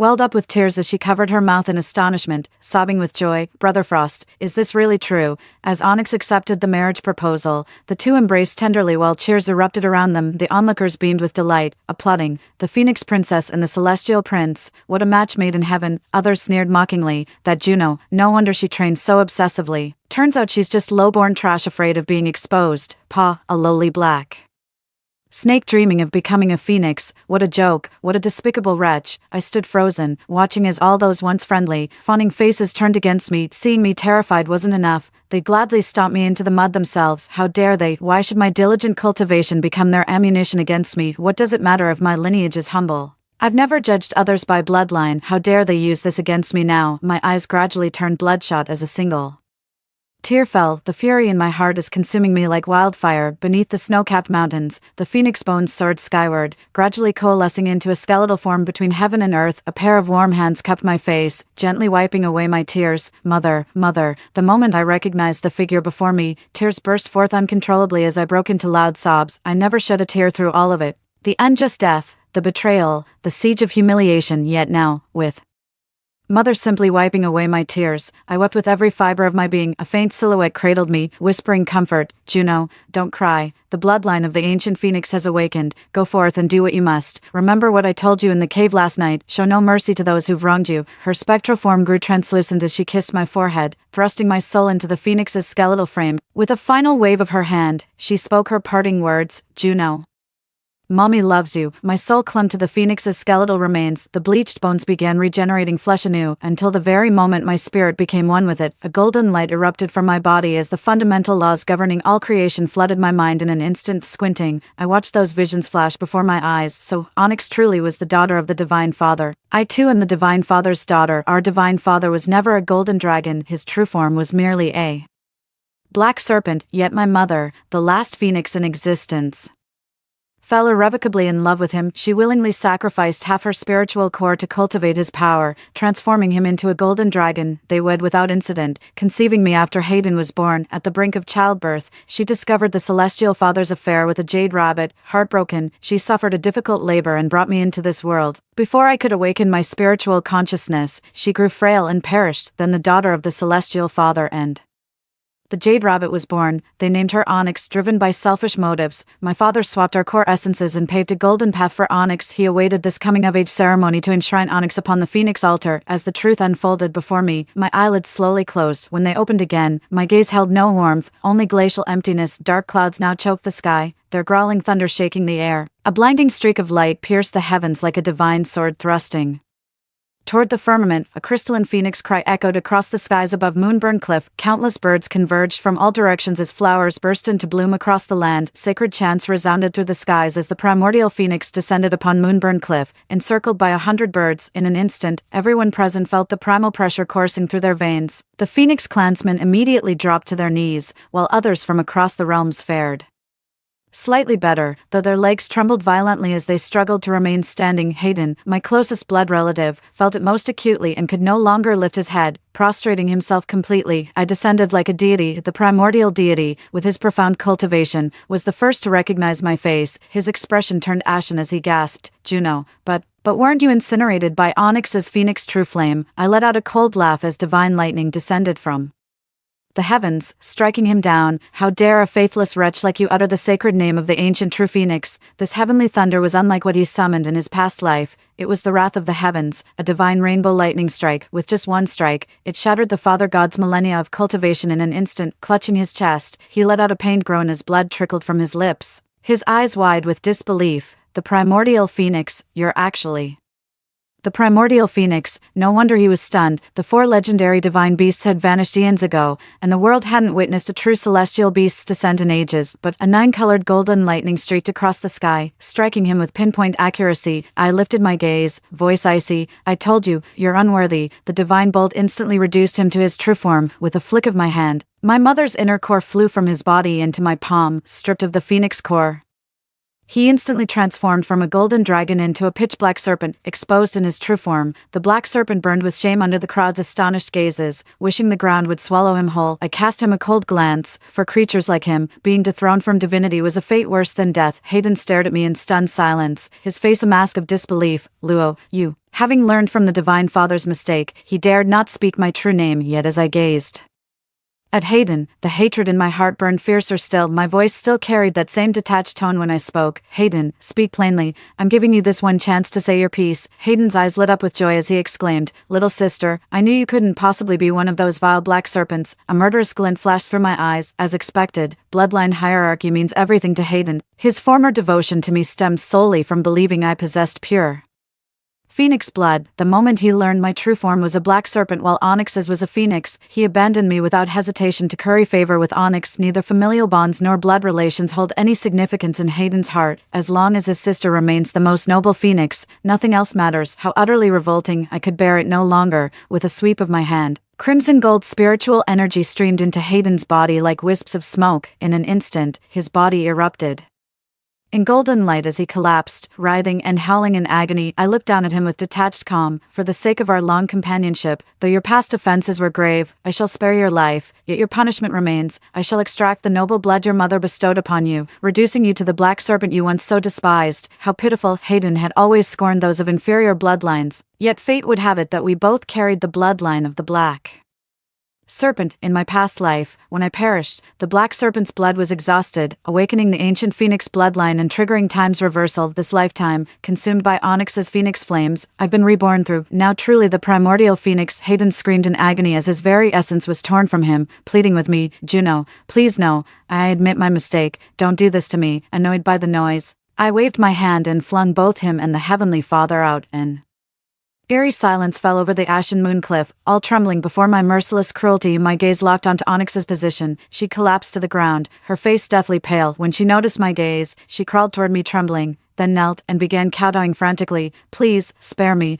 I was wrong. I swear I was wrong. Punish the Divine Father instead. It's all his fault, all his." I'd had enough of her blubbering. My hand plunged into her consciousness, churning its depths. The agony of a spiritual sea invasion rivals being torn limb from limb. Onyx screamed in torment, howling in unbearable pain. I sneered, "That golden core has been in your possession for 3 millennia. Since when did it become yours, Aarg?" As Onyx's shrieks echoed, I retrieved the crimson core and swallowed it whole. Onyx reverted to her true form, a black rabbit with awakened intelligence but completely drained of spiritual power. I averted my gaze from her and turned to Frost instead. My voice turned icy. "Since you just publicly declared your love for Onyx, our engagement is naturally null and void." I casually grabbed Onyx by the ear and flung him away. "Take your wife and get out of here." Frost stared at me blankly, then blasted Onyx away with spiritual energy before pleading with me. "I was possessed by demons earlier. You know you're the only one I love. Juno, please forgive this momentary lapse." A bolt of heavenly lightning struck down toward Frost. He grunted stubbornly, "Juno,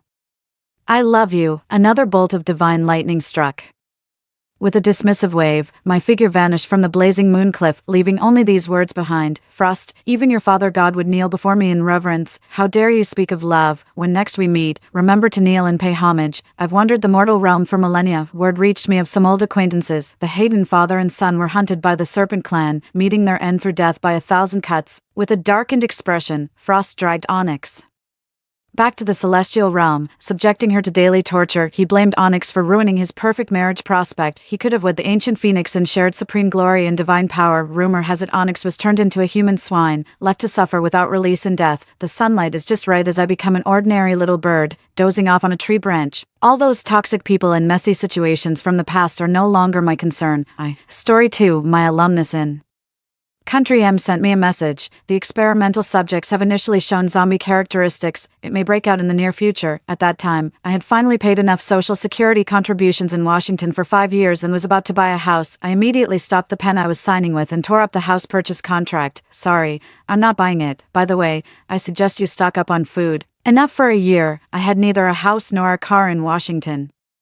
Fortunately, I had an RV. Carter would never tell me what research he was engaged in Country M, but some academic-related questions he occasionally asked me gave me a vague idea. I advised him that it was immoral and he should stop as soon as possible. He didn't reply later. I went to visit his parents with some fruits, but I learned from the neighbor that they had been picked up by some foreigners. Only then did I realize that he had been caught by his weakness and had no choice, probably because of our past friendship. When the research was nearing success, he sent me a warning message. The zombie wave was coming. I carefully calculated that it would only take a week for it to spread from Country M to here. Since I guessed the content of Carter's research, I had already figured out what to do if such a day really came. I'm not a superhero and can't save everyone. All I could do was vaguely remind the salesperson just now and post a message on the internet with a small account. Zombies are coming. Stock up quickly. A few minutes later, my account was blocked for posting false information. I could only protect myself. I couldn't go back to the rental house. It was too small and old, and its defensibility was extremely poor. I decided to stay in my RV. My only hobby was self-driving tours to ensure comfort during long trips. I used my first deposit to buy an RV. It cost over 600,000 yuan, which was enough for me to pay the down payment for a house in my hometown. Now it seems that it was worth it. Due to license plate restrictions, I usually parked the car in a free parking lot in the suburbs. Now I need to drive it to find a hidden and at least semi-enclosed place to store things. After driving around the suburbs for half a day, I found an abandoned air raid shelter. There was no one around. The entrance of the shelter could just be blocked by the RV, and there was a gas station 3 kilometers away. I measured it with my steps and phone. It was about 100 square meters here.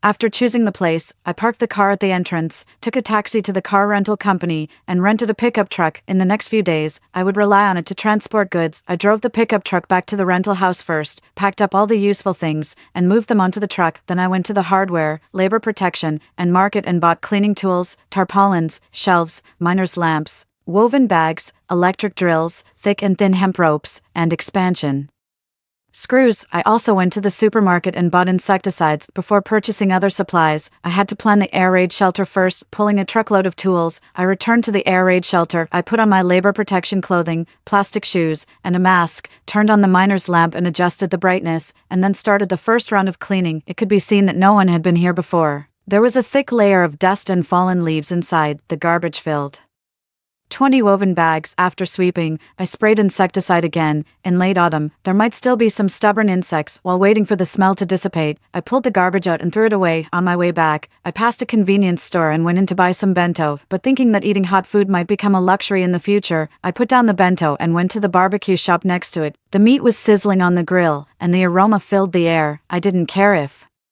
it was hot and wrapped it in perilla leaves and stuffed it into my mouth. It was so delicious. The shop gave me barley tea to relieve the greasiness. After eating and drinking my fill, I suddenly felt a sense of sadness as if I were having my last meal. When paying the bill, I said, if possible, stock up on more food recently, enough for a year. The boss was stunned at first, then smiled and said, I stocked up a whole kitchen during the epidemic. The freezer is still full. Just eat. Hearing this, I nodded reassuringly and left. I had promised not to care about others, but I just couldn't help it. The nearby metro was still open. I planned to finish tidying up the air raid shelter tonight no matter what, so I went in and stocked up on some instant foods. Once it was tidied up, I could put some of them away first. There was no reference data on the mutation and spread speed of zombies. Maybe they would break out next to me. Time was tight, and I had to race against time. When I returned to the shelter, I laid a layer of tarpaulin on the ground. It had been neglected for years, and I didn't know if it would get damp when it rained. Then I assembled the shelves and lined them up. Because the cave was arched, there was a large irregular space above. I drilled a few holes with the electric drill and tied a few ropes to dry things. After the initial tidying up,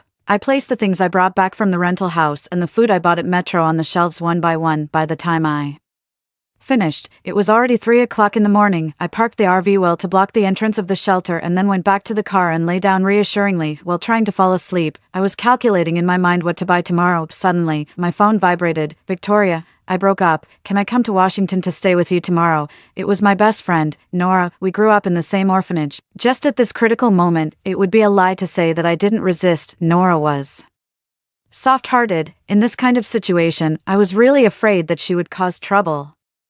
After hesitating again and again, I typed the reply and pressed send. After sleeping for 4 hours, I got up. I first went to the market to buy some dried goods that were easy to store and then about a week's worth of fresh ingredients. The only problem was that the air raid shelter had no electricity, and the power supply of the RV was not enough to drive electrical appliances. For food, I could only mainly rely on convenience foods with a long shelf life. Thinking of this, I went to the pharmacy and bought a bunch of nutritional tablets, vitamins, and various commonly used medicines and medical devices. When the truck bed was almost full, Nora called, "Victoria, I'm here." Yes, I still agreed to let her come. When I saw her, I was startled. Behind her was a much larger truck, and I didn't know what kind of machines were loaded on it. Solar generators. Didn't you say you wanted to go camping? I brought 5 over. That's right, her family had worked on the rural lighting project, although we both grew up in the orphanage. I was sent there because my parents died in an accident, and she was a kidnapped child who was rescued in an anti-trafficking operation. After staying in the orphanage for 4 or 5 years, she was found by her biological parents and returned to her family. This was really a pleasant surprise. Nora said that these generators could supply the normal household electricity consumption of 2 villas. As long as there was sun, they could be used for more than 20 years.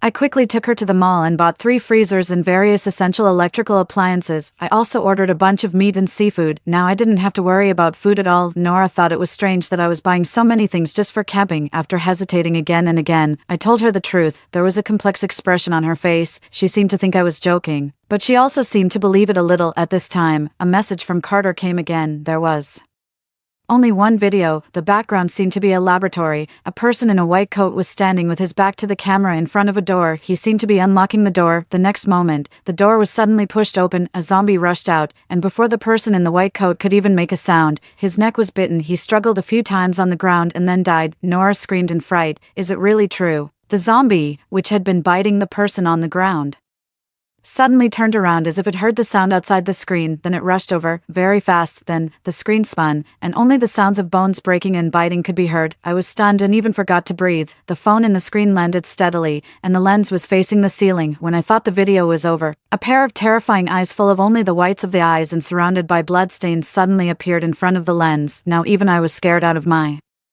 wits. I quickly exited the video. It's so scary. You have to protect yourself. Carter didn't reply. Carter, are you okay? Carter, my heart suddenly tightened. Was this video recorded by Carter? I couldn't afford to be sad. If I didn't hurry up, the next one to be zombified might be us. Nora and I divided the work. She continued to buy food and daily necessities and return the rented pickup truck. I went to modify the RV. It could be seen from the video sent by Carter that zombies were very strong.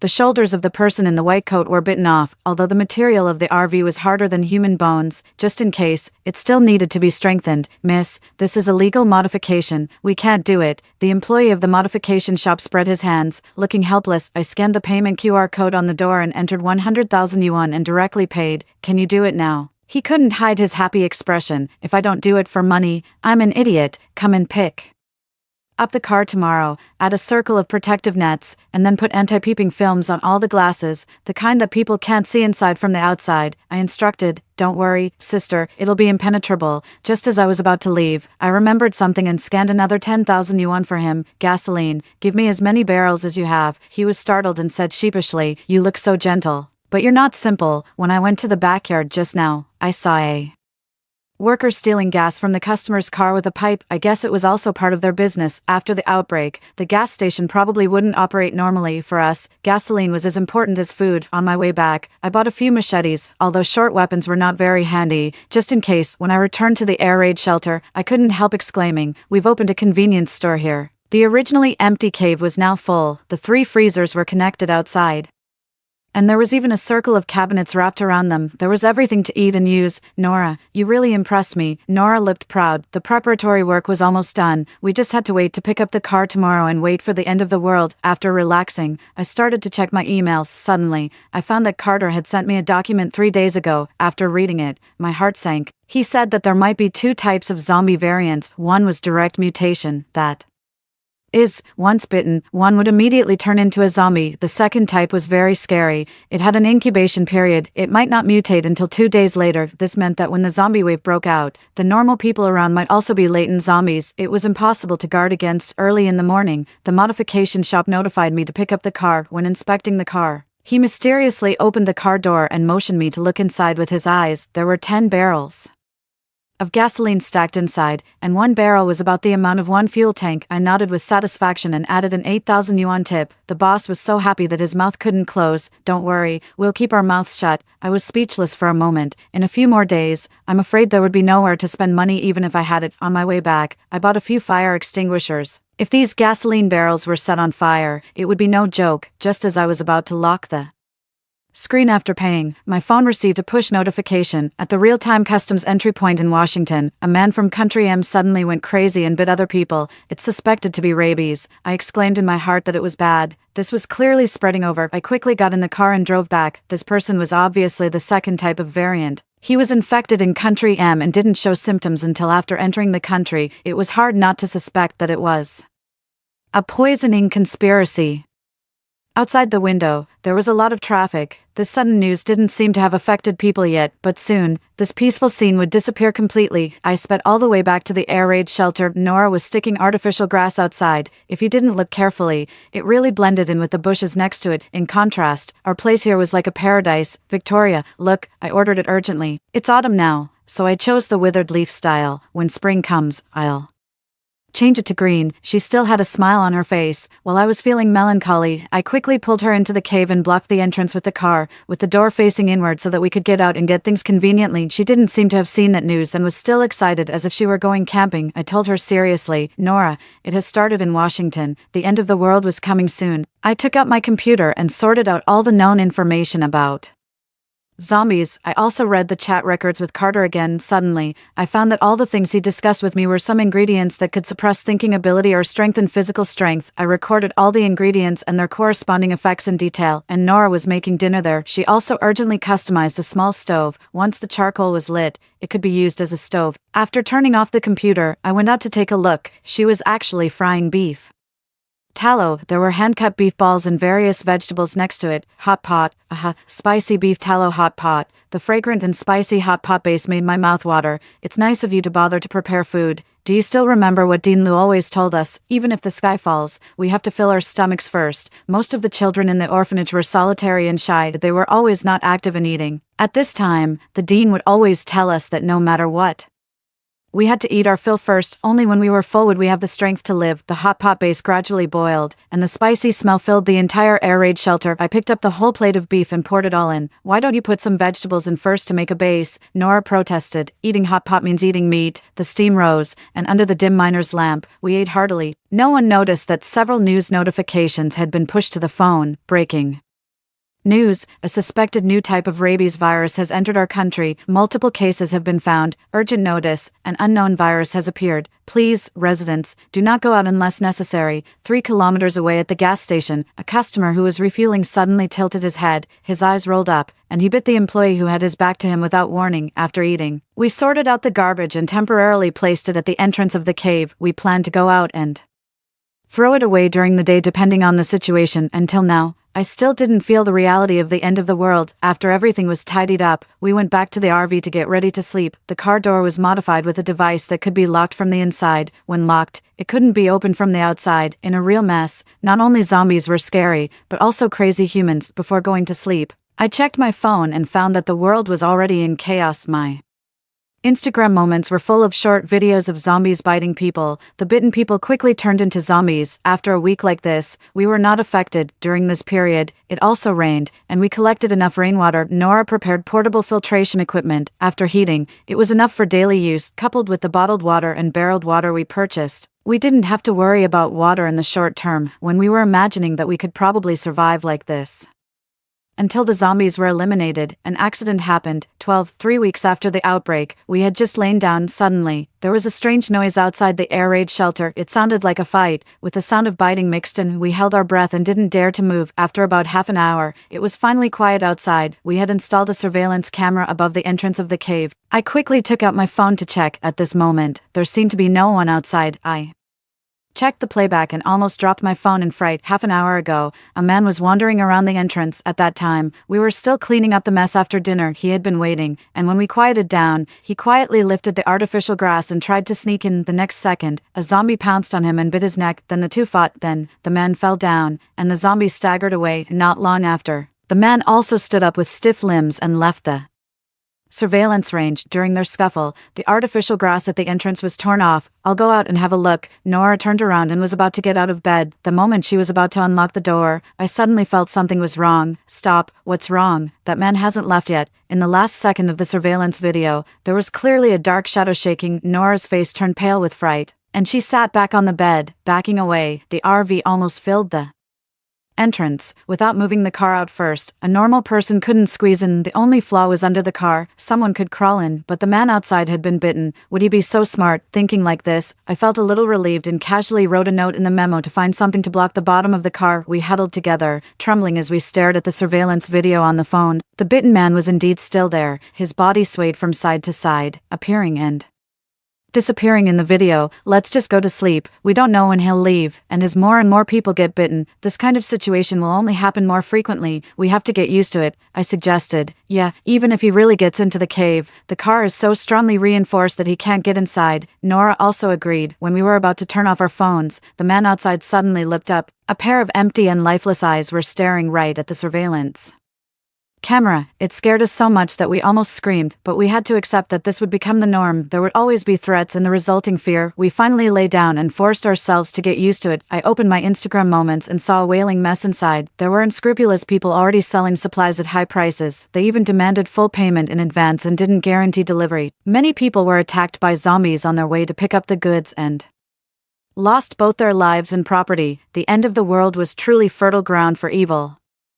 In the fourth week of holing up in the cave, we had to drive out. We needed to find some more protective materials. We need to find something to block the bottom of the car, and then it's best to find something to block the entrance. What if someone raids our home when we go out? Nora muttered in the passenger seat. I nodded in agreement. Even though we had thought a lot at that time, there were inevitably still some omissions. We came to a scrap car yard. We drove around the yard and, after making sure there was no one around, finally stopped in front of a large pile of iron sheets. Nora sat in the driver's seat and leaned out half of her body to keep watch for me. I rummaged through the pile of scrap iron. Roar. Suddenly, the sound of a zombie biting came from not far away. I immediately turned around to get into the car, but it was too late. A pair of hands stretched out from under the iron sheets and firmly gripped my ankle. These hands didn't belong to a zombie, but to a normal man. He shook off the scrap car parts covering him and leered at me. He shook his phone, and the sound of zombies was playing on it. Don't play tricks on me. Hand over whatever is in the car. The man roughly pulled me down and quickly turned over and pinned me down with his knee on my shoulder. So he was looting while taking advantage of the chaos. He picked up a large stone from the ruins and pressed it against my temple. I struggled to raise my head and winked at Nora. I was restrained, and she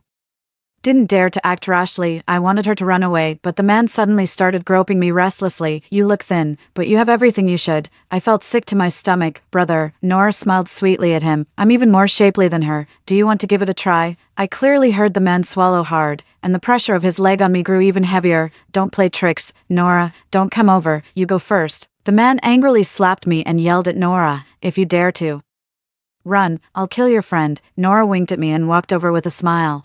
With the man's scream, the pressure of his leg on me loosened. Freed from the restraint, I quickly got up and saw the man rolling on the ground, clutching his eye, and Nora proudly shook the portable fire extinguisher in her hand. It was the size of a thermos. I had just bought it on a whim and left it in the passenger seat. I didn't expect it would save my life. We quickly got in the car and left. Before leaving, I picked up a large iron sheet and stuffed it into the car. It was just right to use it to surround the bottom of the car. When passing the exit, we saw an off-road vehicle parked there. There was a big logo on the car door, the same as the tattoo pattern on the man's hand. Nora, you drive our car. I'm going to drive that man's car away. We quickly switched positions. The man's car keys were on the car, and the car was in a running state. I guess he left it like that to make it easier to escape. This car would be used as our means of transportation when we had to go out in the future. The RV would always stay at the entrance of the cave. It had truly become our home. The trunk and back seat of the car were stuffed full of supplies, a very miscellaneous assortment. It seemed that the man had been wandering around and committing crimes. Ill-gotten gains must not be kept. Every time we passed a residential area, I would throw down some supplies. From the rearview mirror, I could see that as soon as the car drove away, people hiding in the corners would rush out to pick up the supplies. I hoped they could hold out a little longer. Half a year after the zombie outbreak, finally some good news came. The country had developed a drug that could inhibit the spread of the virus once a person was bitten. The drug was airdropped at fixed points in residential areas every day. When I saw this news, my heart tightened. Wouldn't this cause an even more chaotic situation? People might get bitten while Scrambling for the drug, however, the situation I was afraid of didn't occur before the airdrop of the drug. The situation of each residential area had been accurately locked down. Groups had been established based on this. The large groups were further subdivided into small groups. Group leaders were elected among the groups, and they arranged schedules. After the drug was airdropped, people went downstairs to pick it up in order. One person picked up the drug while another escorted. Each person got one share, and no one took more. In this chaotic world, humans were saving themselves in an orderly manner. On the contrary, we were in trouble, because we weren't in a residential area. We couldn't get the airdrop drug. Fortunately, the country had considered this situation and also carried out airdrops in places where there weren't many zombies. However, we had to find a way to pick it up ourselves. I dug out my fishing rod from the RV, wrapped a large hook with wire, practiced a few times,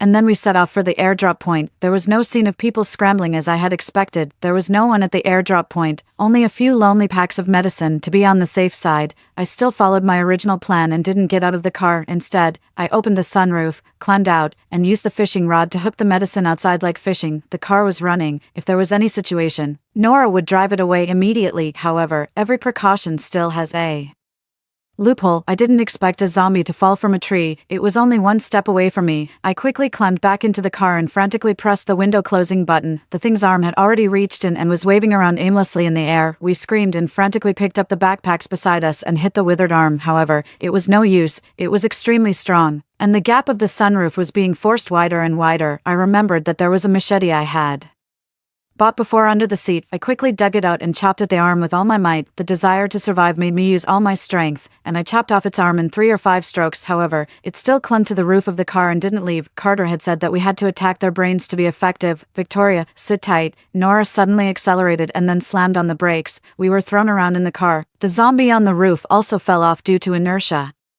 Fortunately, the medicine pack I had hooked just now was still floating steadily outside the car. I carefully reeled it in. I hoped we would never have to use it. It wasn't until we got back to the cave and lay down again that my heart, which had been hanging in the air, finally settled. I felt as if all my strength had been drained. I lay there groggy for a long time before regaining some energy. Nora brought in 2 bowls of instant noodles. I slurped mine while sorting out the latest zombie information I had collected. After sorting it out, I browsed the web, wanting to see if I could find some tutorials on making homemade weapons. The air raid shelter couldn't be a permanent utopia. We had to be ready to fight back at any time. A push notification was accidentally clicked open by me. The country had publicized an email address to collect all clues related to zombies. I thought of the chat records with Carter before. I sent the useful chat records and the recent zombie information I had recorded over. I was sitting in the off-road vehicle we had obtained earlier, parked outside the air raid shelter, scanning the surroundings. Nora was nimbly replacing the artificial grass at the entrance. The yellowish-brown one was being taken off and replaced with a green one. It had been 2 years since the zombie outbreak. It was completely different from the beginning. The air raid shelter was becoming increasingly empty. In at most 1 more month, our food would be gone. The zombie virus had broken out all over the world. Most countries had chosen to use force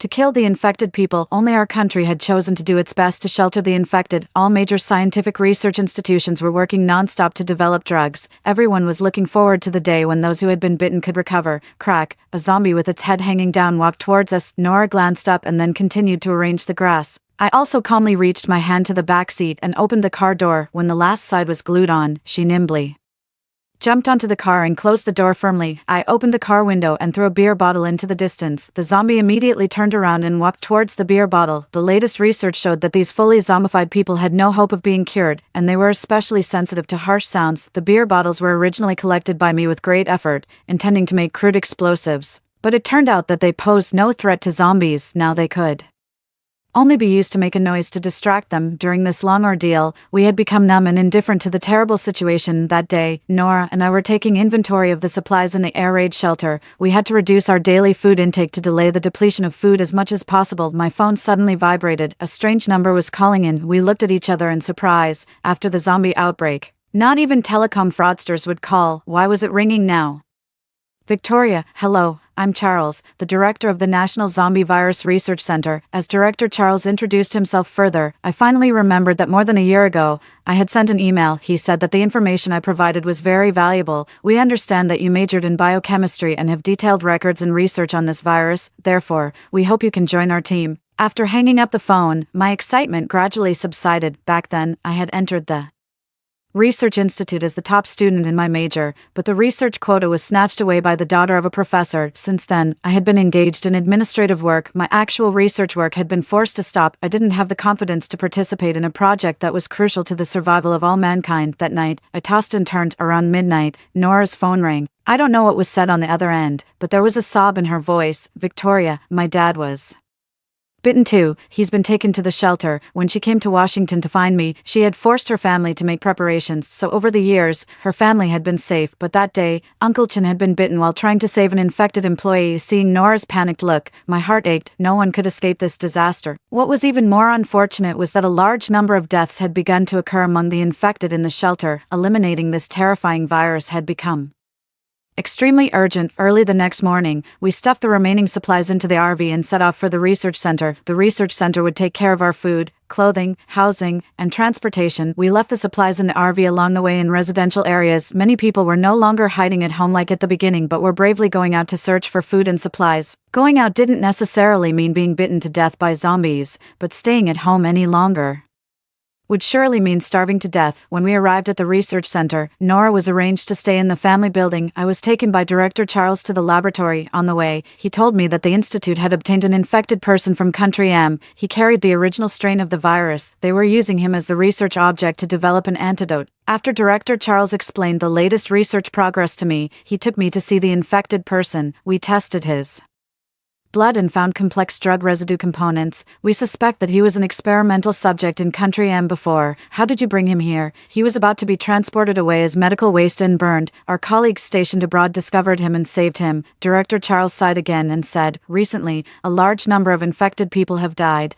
I don't know if he can hold on. As soon as he finished speaking, the door in front of us was opened. A room like a cage appeared in front of me. A man in a hospital gown was huddled in the corner, growling softly. I walked towards him nervously. He suddenly looked up and pounced on me. I was stunned and froze on the spot. Carter, obviously. He couldn't understand my call. I looked at Carter, who was imprisoned and walking like a dead man. Frowning, Director Charles beside me pressed the remote control in his hand, and Carter was immediately pinned to the wall like a piece of meat on a chopping board, spread-eagled. His wrists and ankles were shackled. I walked in and observed him carefully. He has a lot of Greek letters and times engraved on his arm. The times are basically around the first outbreak of zombies, but we haven't deciphered what the letters mean, Director Charles said as he rolled up his sleeve. I took a look and understood. Perhaps he injected the drugs into himself. These letters were the ingredient codes specially compiled by our professor. I guessed that after Carter was bitten, while he was still conscious, he used himself to test the antidote. The first injection time was 5 minutes after he sent the video. The whole record only lasted less than 48 hours. After he got sick,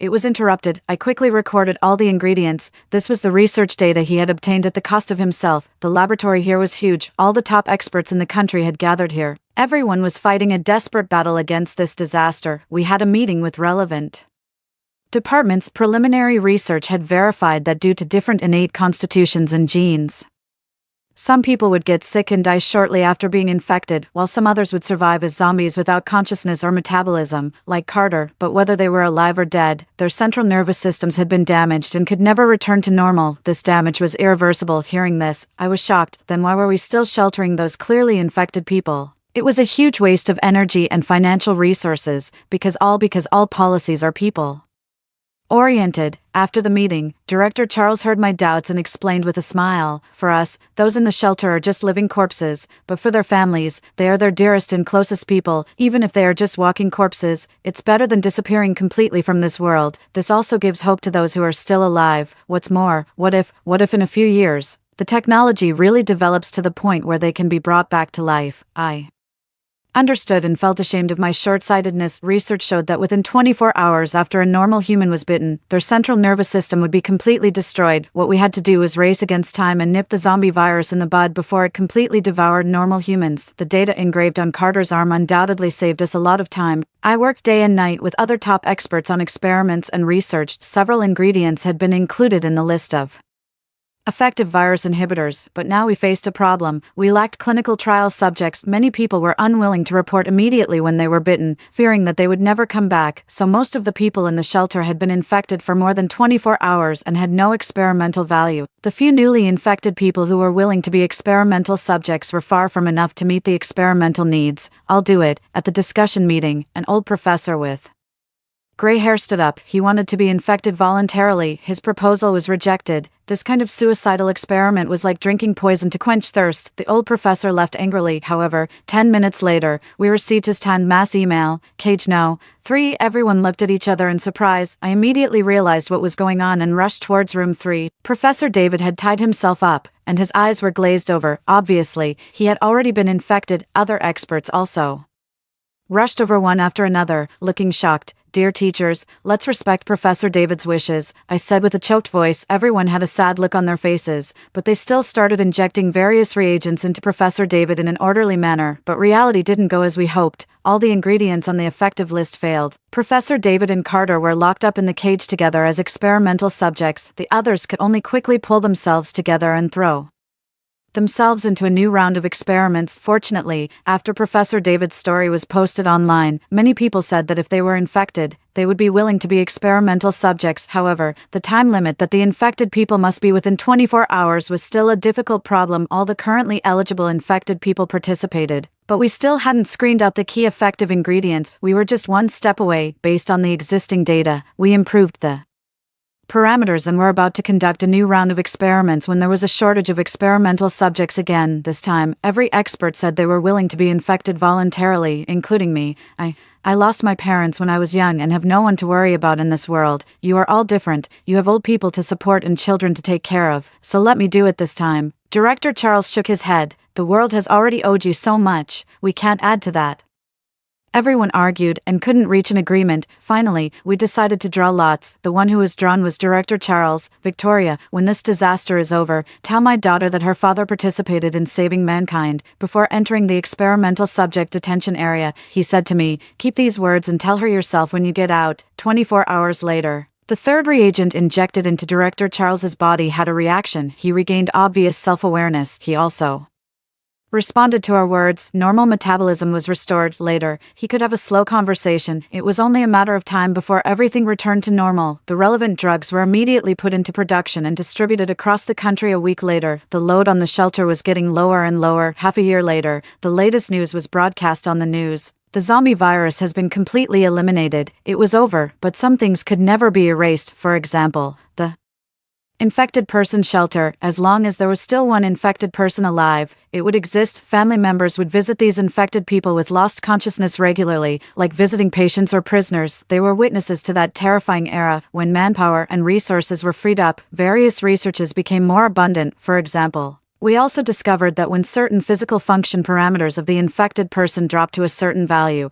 it meant that they didn't have much time left. But Carter was an exception. All the parameters showed that he couldn't survive for long, but he had always been in that small space, not struggling, breathing slowly, until I applied to the state to bring his parents back to China. The moment the two elderly people, who had been tortured and looked haggard, landed, I received a message from the research center. Carter has no vital signs. Outside the arrival hall, the sun was shining brightly. It had only been a little over a month since the disaster ended. Everything seemed as if it had never happened. People were busy moving around like ants. Get in the car. Victoria, Nora was waiting in our RV. The protective nets on the vehicle body and the anti-peeping films on the glass had been removed. The clear scratches on the outside showed that it had fought through a tough time. Story 2. In my past life, I set free the mermaid my brother had captured. Yet the mermaid believed my brother would keep his promise to care for her forever, and willingly beached herself to return to captivity. My brother, suffering from manic episodes, killed me in a fit of rage. She even had him dump my body into the sea as fish food. After being reborn, I resolved to watch coldly from the sidelines. I watched as my brother turned her into sashimi. My brother found a beached mermaid by the shore. The mermaid was stunningly beautiful, with deep blue eyes like the ocean that seemed to pull you into their depths, yet her nature remained utterly innocent. She would sing me the songs of her people at night, and sometimes hold my calloused hands, telling me I worked too hard. I couldn't bear to watch my brother kill her that day, so while he slept, I released her into the sea to send her home, yet she cried out with such piercing sorrow. When my brother came running at the sound, she leapt ashore to his side without hesitation, as resolute as a carp vaulting the Dragon Gate. 1. The mermaid returned to the aquarium my brother kept in the kitchen, but in his manic episode, he killed me, eager to make a good impression on my brother. The mermaid floated in the tank with her tiny fists clenched. Throw her into the sea for shark food. I told you I'm never going back to the ocean. Before the excruciating pain of my organs being shredded could fully fade, I realized I'd been reborn. My brother came back dragging an enormous fish tank, his face beaming with excitement, the container covered by a thick black cloth. Tau. Guess what I caught this time? What is it? I knew it without guessing. It's that mermaid. My brother mysteriously drew all the curtains before unveiling the black cloth, revealing a dying mermaid lying beneath. Her hair flowed like seaweed, and her tail bore a clear blunt force wound. This is something no one in our town, perhaps the entire world, has ever seen before. My brother was so excited he seemed almost delirious. I understood what he meant. We grew up parentless in this borderland town. Two kids with no means to support ourselves. Ostracism and isolation became our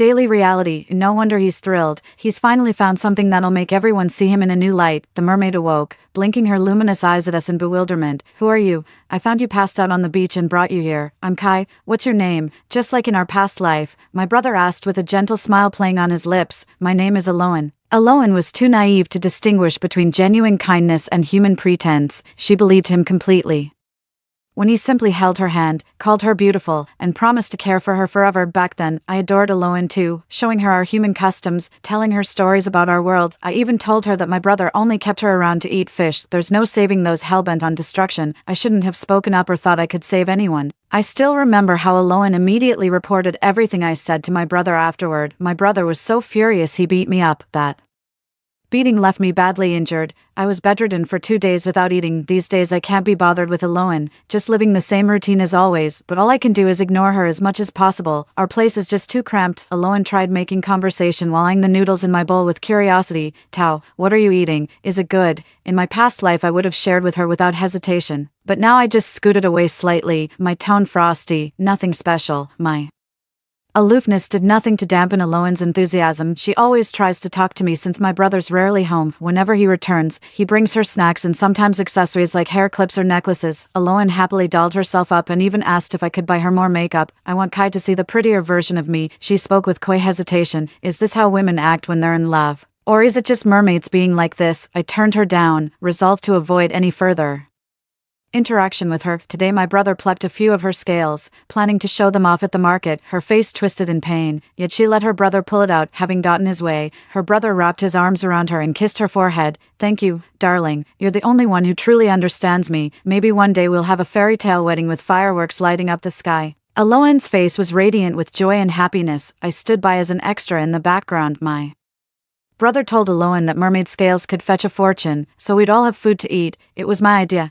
I insisted he pluck those scales. To my surprise, Aloan actually believed it. The way she looked at me turned icy. Her gullibility played right into my hands, exactly as I'd anticipated. My brother and I barely scraped by doing odd jobs as adults, though we often got shortchanged. At least we didn't have to survive on scavenged vegetable scraps and leftovers. Later, we saved enough to qualify for overseas work, finally freeing us from constant hunger. He knew I'd disrupt his plans and develop sympathy for Aloan. He guessed wrong. I'll never play the bleeding heart fool again. I'll never forget how dead serious Aloan looked when she told her brother to throw me into the sea. At the marketplace, everyone was fascinated by the scales her brother had brought. A well-traveled man marveled at the aurora-colored fish scales in awe. What creature did you take these from? I've never seen any this large before. My brother relishes being the center of attention, with everyone listening intently to his words. Encountered it at sea. That beast was enormous, with a tail like a ship's sail. I focus on gutting the fish. I clean and dry the fish he catches. Then the town merchants collect them to sell wholesale. I've been gutting fish with a knife since I could walk, quick and clean, leaving nothing behind. My brother made sure Aloan peeked through the kitchen window to watch me work. Aloan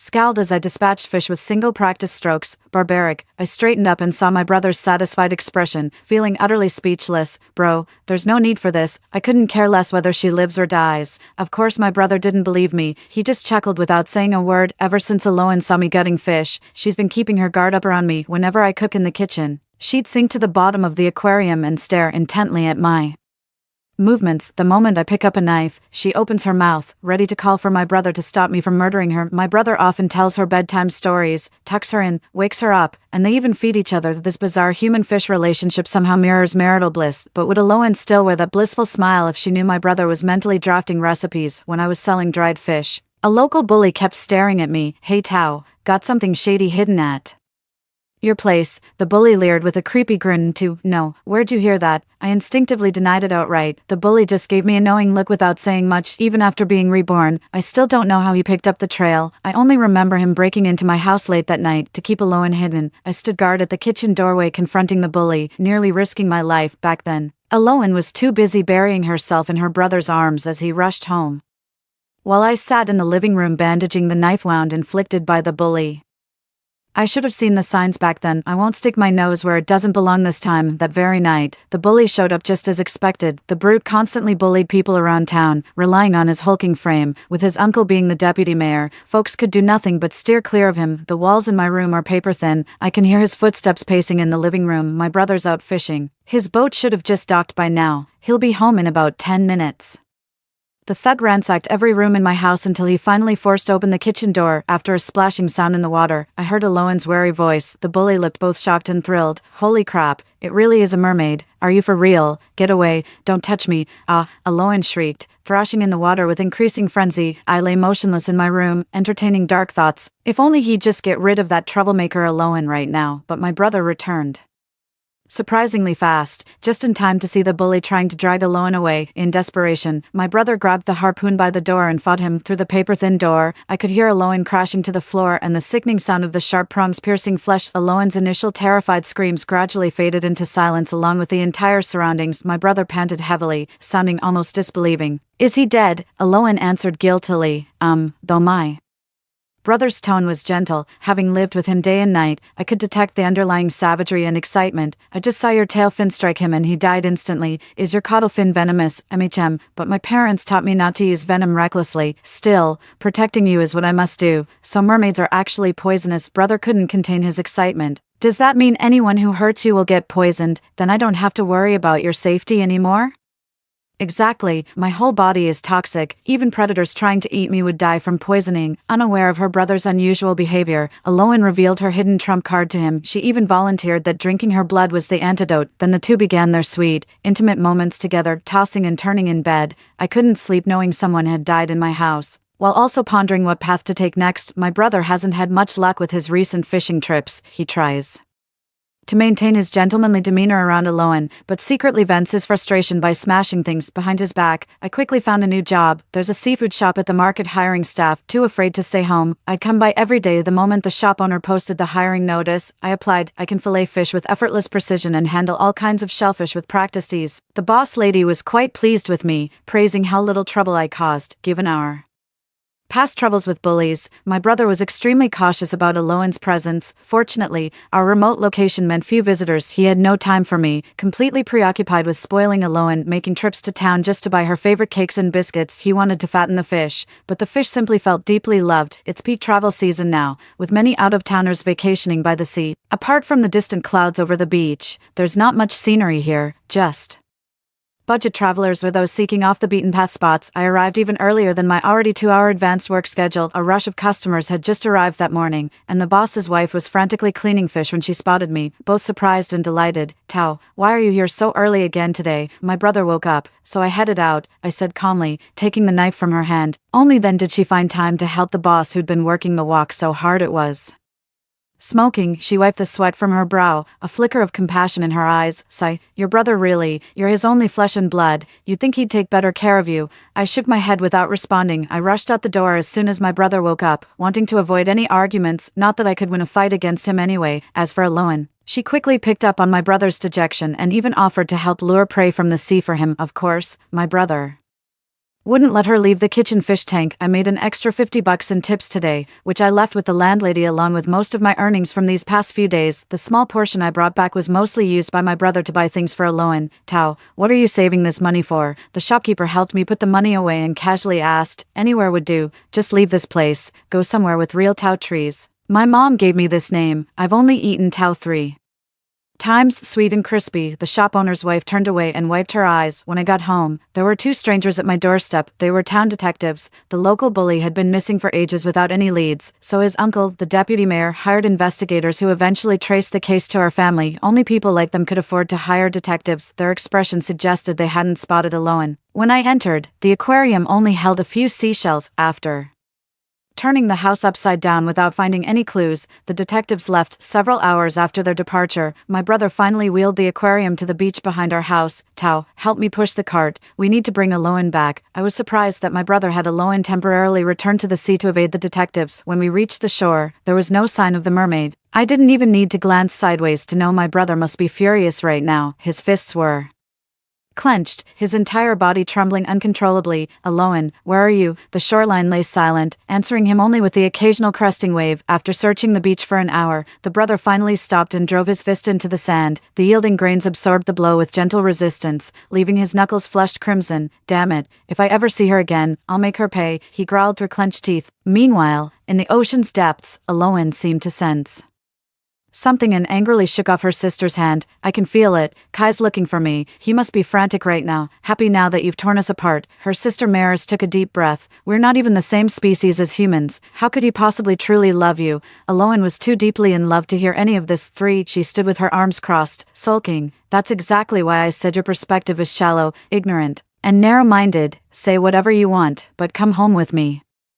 Now, don't you know Mom and Dad have been worried sick since you disappeared?" "I'm not going back," Aloan struggled desperately. "My whole life I've had to follow your orders. This time I choose for myself." Maris underestimated her resolve and nearly lost his grip on her, but Aloan was forcibly dragged back to her oceanic domain and imprisoned. Maris sighed helplessly at her sister, whose vision remained completely obscured within the cage. "Stay here and clear your head first. You can go back to see Mom and Dad when you've come to your senses. You're just jealous. I can feel how desperately Kai's searching for me right now. Look, he's even made me put on weight." Aloan ran her hands over her arms and rounded tail fin, lost in sweet reminiscence. Then Maris interrupted. "How do you know he doesn't want to eat you?" "He would never eat me. On the shore, my brother went home for a quick meal, then stubbornly came back out to keep searching. I could see his figure from the back window of our house." Suddenly, fireworks exploded across the night sky. Though called fireworks, they resembled dazzling auroras, rising from the sea into the heavens, their colors shifting for several mesmerizing seconds. My brother never even glanced up, scanning the shoreline with desperate intensity, determined not to miss any chance of finding Aloan. "Kai," a familiar voice rang out as Aloan unexpectedly leaped from the sea. Her brother immediately reached out to embrace her, kneeling on the shore with tears of joy.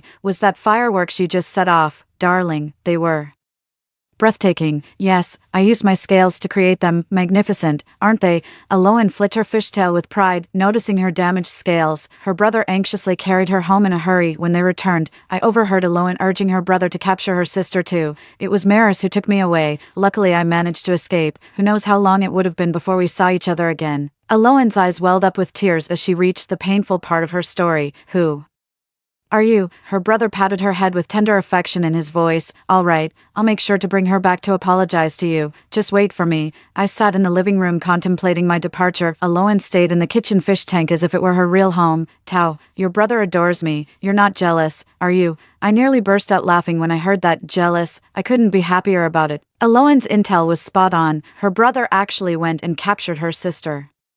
2. Watching her sister suffer because of her, Aloan could only beam with pride at her partner's masterful fishing skills. "See, Maris, I told you my beloved was extraordinary." Maris was too furious to speak, her body covered in wounds. My brother gazed proudly at his creation before bossing me around again. "Tao, go fetch a larger fish tank." The desire to leave struck me at that very moment. "I'm done taking orders. It's time to follow my own voice." In the dead of night, I heard rhythmic tapping sounds, deliberately muffled to near silence. I'm hypersensitive to noise. The slightest unnatural sound keeps me wide awake. Wrapping my robe around me, I found Maris in the living room tapping away with exaggerated caution. She bit her lip nervously when she noticed me. "Could you help me? I govern this stretch of ocean. Without me, the fish would be easy prey." She trailed off. Realizing her words contradicted human intentions, I studied her with curiosity. Apparently, not all mermaids are created equal. Maris seemed much more composed, still trying to reason with Aloan even while trapped in the fish tank. "It's truly pitiful how far she's been dragged into this mess." Maris sank dejectedly to the bottom of the tank as I gently tapped the glass with my finger. "I can save you, really. Name your price. I can give you anything. Moon pearls, gold, diamonds, or pearls." Maris perked up instantly. Though she remembered to keep it low-key and avoided making a scene, I reached out my hand to her. "Come on, I'll carry you to the shore." I carried Aloan to the beach like this before too, though I had to drag her there against her will. She screamed and squirmed the whole way there. Maris was much more cooperative. Her cool body curled motionless in my arms, but I still managed to make some noise when we left. The sound of the door slamming woke Aloan. When she opened her eyes and saw me leaving with Maris, she immediately started frantically tapping on the fish tank. "Kai, she's escaping. Kai." My brother's neurasthenia was quite severe. He woke up instantly from the commotion. He runs faster than me. Just before he could catch up, Maris and I dashed into the sea. The water was Maris' domain. With a gentle flick of her tail, she effortlessly propelled me back to the surface. My brother stood on the shore watching us from afar, his eyes dark and brooding. Tao, do you have a death wish? Then kill me. I know you've always wanted to. I was furious too, though I brought this on myself by being reckless and insisting on saving Aloan, but it was my own brother who struck the final blow. We stood in stalemate like that for a full half hour, until my brother finally turned back first under Maris' worried gaze. I eventually retreated as well. Before leaving, Maris kissed my forehead in gratitude. Thank you. I truly don't know how to repay you. Should you ever visit my stretch of the sea, I'll have every fish salute you in honor.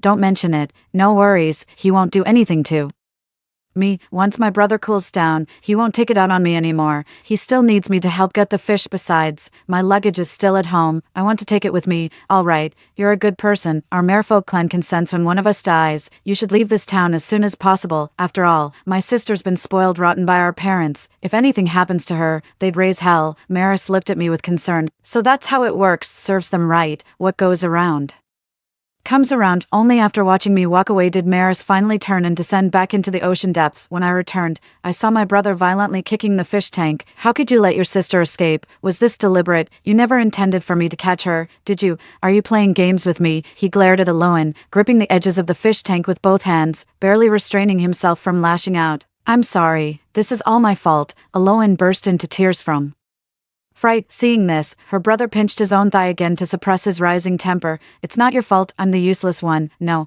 it's my fault. Go ahead and scold me if you want. Aloan threw herself into her brother's arms, weeping like a rain-soaked pear blossom, stroking her plump mermaid tail. Her brother's face twisted into a sickly smile. He noticed my return, called out to me, then shut the kitchen door. Tao, I'm planning to invite the mayor over for a sashimi feast in a couple days. Everyone will be in awe of me then. Those who look down on us will have no choice but to worship us. My brother was acting rather unhinged, but he cut me off just as I tried to reason with him. Do you remember when you were 8, burning with fever? I carried you on my back, begging the doctors to save you. They called us worthless trash who couldn't even catch a snapper, said you weren't worth saving. Then my first time fishing with them, their nets tangled, so they threw me overboard to face the raging waves. Told them my life wasn't worth mourning. All I got in the end was one lousy sardine, our stolen home, the money they took, every humiliation we suffered, all because I was nobody. As he spoke, a light flickered in his eyes, one I'd never seen before. Just wait, I'll make them eat their words soon enough. Seeing him stuck in his stubborn mindset, I tried to talk him out of it. Bro, we've got the means now. Nobody can push us around anymore. We could totally start fresh somewhere else. Didn't you always say you wanted to try Tao's peaches and apricots? Their opinions don't mean a damn thing. Their narrow-mindedness is their own problem. My brother frowned as he listened to me. The fact he wasn't angry meant he was seriously considering my words. A new place. Where could we possibly go? Plenty of options. Customers told me even shoe-shining stands make good money where they're from. I'm utterly enchanted by the scenes those travelers described to me. Bone-dry pristine streets. Ladies gliding past in high heels and sweeping gowns, accompanied by gentlemen of refined bearing. God knows which part Maris overheard from the kitchen, but she suddenly raised her voice in displeasure to argue with me. Why would you tear Kai away from the only home he's ever known? That's completely wrong. Such cowardly thinking. I spent ages trying to reason with my brother, and just like that, Aloan's few words completely turned him to the dark side. She's right, Tao, save your breath. Don't question my decisions anymore. As he spoke, he reverted to his old self. I never expected to change his mind with just a few words, but he's even more stubborn than I thought. I won't bring it up again. The car is all set. I'm about to pull off my secret runaway plan. With my brother constantly around these days, sneaking my luggage out under his nose isn't easy. I'll have to take it slow, just moving small bits each day, stashing them with the shopkeeper's wife. She's decent enough, at least when I'm useful to her business. Brother was preparing a seafood feast at home, unaware she was the main course. Aloan kept asking if this was their wedding banquet. He lied and said yes. I gave it some thought. She spent every day happily talking to herself. They even unilaterally made peace with me. Tao, we're family now. I apologize for how I treated you before. Whatever. I couldn't be bothered to engage with her. Aloan didn't mind my attitude, eagerly awaiting the day of the banquet with pure delight. These past few days, my brother had delivered invitations To every household in town, sometimes when he was busy sharpening knives or preparing banquet tables, I'd help with the deliveries. Tao, you and your brother are actually hosting a banquet. You two have really made something of yourselves. Is this banquet really just serving us two measly fish slices? We've tasted every kind of fish there is. Don't even think about pulling a fast one on us. Most of the crowd remained skeptical. I simply flashed a knowing smile. My brother caught a creature none of you have ever seen before. Hardly anyone believes that. Quit the suspense. What could that kid possibly do? In all my years, there's no fish I haven't tasted, even if it's beneath them, who could turn down a free meal. So everyone accepted the invitation. A strange sense of relief washed over me. Those memories my brother mentioned were like thorns in my heart too. As a child, I cleaned fish and mended nets for a market vendor just to earn a meal. After working all day for him, he wouldn't even spare me a tin of food. Oh, he said nobody would back me up, that no one could handle these matters, and even threatened to gouge my eyes out if I kept glaring at him. Back home, I lied to my brother, telling him I'd found a nice beach and slept there all day. He didn't blame me, admitting he'd been slacking off too. We both chose to ignore each other's waterlogged, shriveled fingers. As for his mania, growing up always comes with losing something. I've already died once before. I feel no attachment to anything in this town. The day of the banquet arrived as scheduled. My brother said the fish scales he'd shown everyone earlier came from this catch, the main ingredient. Even the town mayor showed up. He was also curious about what kind of creature could have scales that large. If that fish of yours is really that big, we could skewer it for barbecue. Whatever's left can go to the homeless, the mayor said with a laugh. Everyone chimed in, praising him for his clever idea. The crowd fell completely silent when her brother wheeled Aloan out on the cart. She's absolutely stunning. Is this the legendary mermaid we've heard about? Someone was staring at her with curiosity. Yes, I'll be preparing sashimi for everyone next. Please keep your hands to yourselves. My brother immediately slapped away a curious hand reaching out. I was already in the departing car by then. 5. The innkeeper who arranged my ride held my hand with visible reluctance. You must come back to visit when you have time. Yeah, I'll be back, I finished with a smile, then turned away and sat in the car, my expression turning cold again. I'm never coming back, not ever returning to this godforsaken place. Under the expectant gazes of everyone, her brother methodically plucked Aloan's scales one by one with pliers. When the pain jolted her awake, she found herself strapped to the dining table, surrounded by hungry eyes watching her every move. Her beloved stood over her with a knife, carving into her flesh the very knife she'd sharpened for him just days before. Kai, Aloan opened her mouth to call out, but found her voice completely failing her. The people waiting to eat fish noticed her movement. She's actually awake. Can she even speak? Her brother cast her an indifferent glance, all former tenderness gone. It's just a fish. How could it possibly talk? To prevent anyone from accidentally drinking Aloan's blood and being cured, her brother drained it first, though not completely drained. After losing most of her blood, she lacked the strength to struggle and collapsed weakly onto the table. The first few slices of meat were distributed to the town mayor. After feigning restraint while placing the fish slice in his mouth, his eyes lit up, tender and delicious. Give me a few more slices. His greedy demeanor left those who hadn't gotten any fish slices rather displeased, but since he was the town mayor, nobody dared to speak up. The elder brother smiled gently. No need to rush. I'll make sure everyone gets their fair share in turn. The poison must be evenly distributed, otherwise some would die while others survive. The mayor, thoroughly enjoying the meal, urged his secretary to fetch fine wine for everyone. The secretary rushed back without delay to get the wine. The eldest brother received the first cup, took a sip, and smiled in satisfaction. Our chef deserves the first toast. After the mayor spoke, everyone's attitude toward my brother changed completely. I always knew Kai would be the most successful of the bunch. He's the best sailor every time we go out. I always want him on my crew. They were saying things that completely contradicted their actions, but it didn't matter. They now treated my brother with deference beyond them. Even more townsfolk had come running upon hearing the news. Aloan was by far the most despairing of all. Drained of blood, she lacked the strength to resist. It couldn't die. She could only watch helplessly as she indirectly caused so many deaths. Her lover carved her flesh slice by slice with a knife, even consuming some himself. Whether from rage or prolonged dehydration, Aloan's mind grew foggy, consumed by grief. Suddenly it dawned on her that she could still turn to her parents for help. If they summoned a tsunami to engulf the entire town, she'd regain her freedom of movement and could return home. The people at the table, and those standing by waiting to eat the fish, they all watched curiously as Aloan threw back her head and let out a piercing scream. They couldn't understand the mermaid's voice. The mayor watched Aloan's pained expression with growing fascination. She's actually crying. This fish can shed tears. Now Aloan truly understood fear. She finally realized how terribly wrong her actions were. Not only did she walk right into the trap herself, she nearly got her sister killed. Now that her sister has returned to the sea, she must have told their parents everything. They must be utterly disappointed in her. They won't come to save her now. Aloan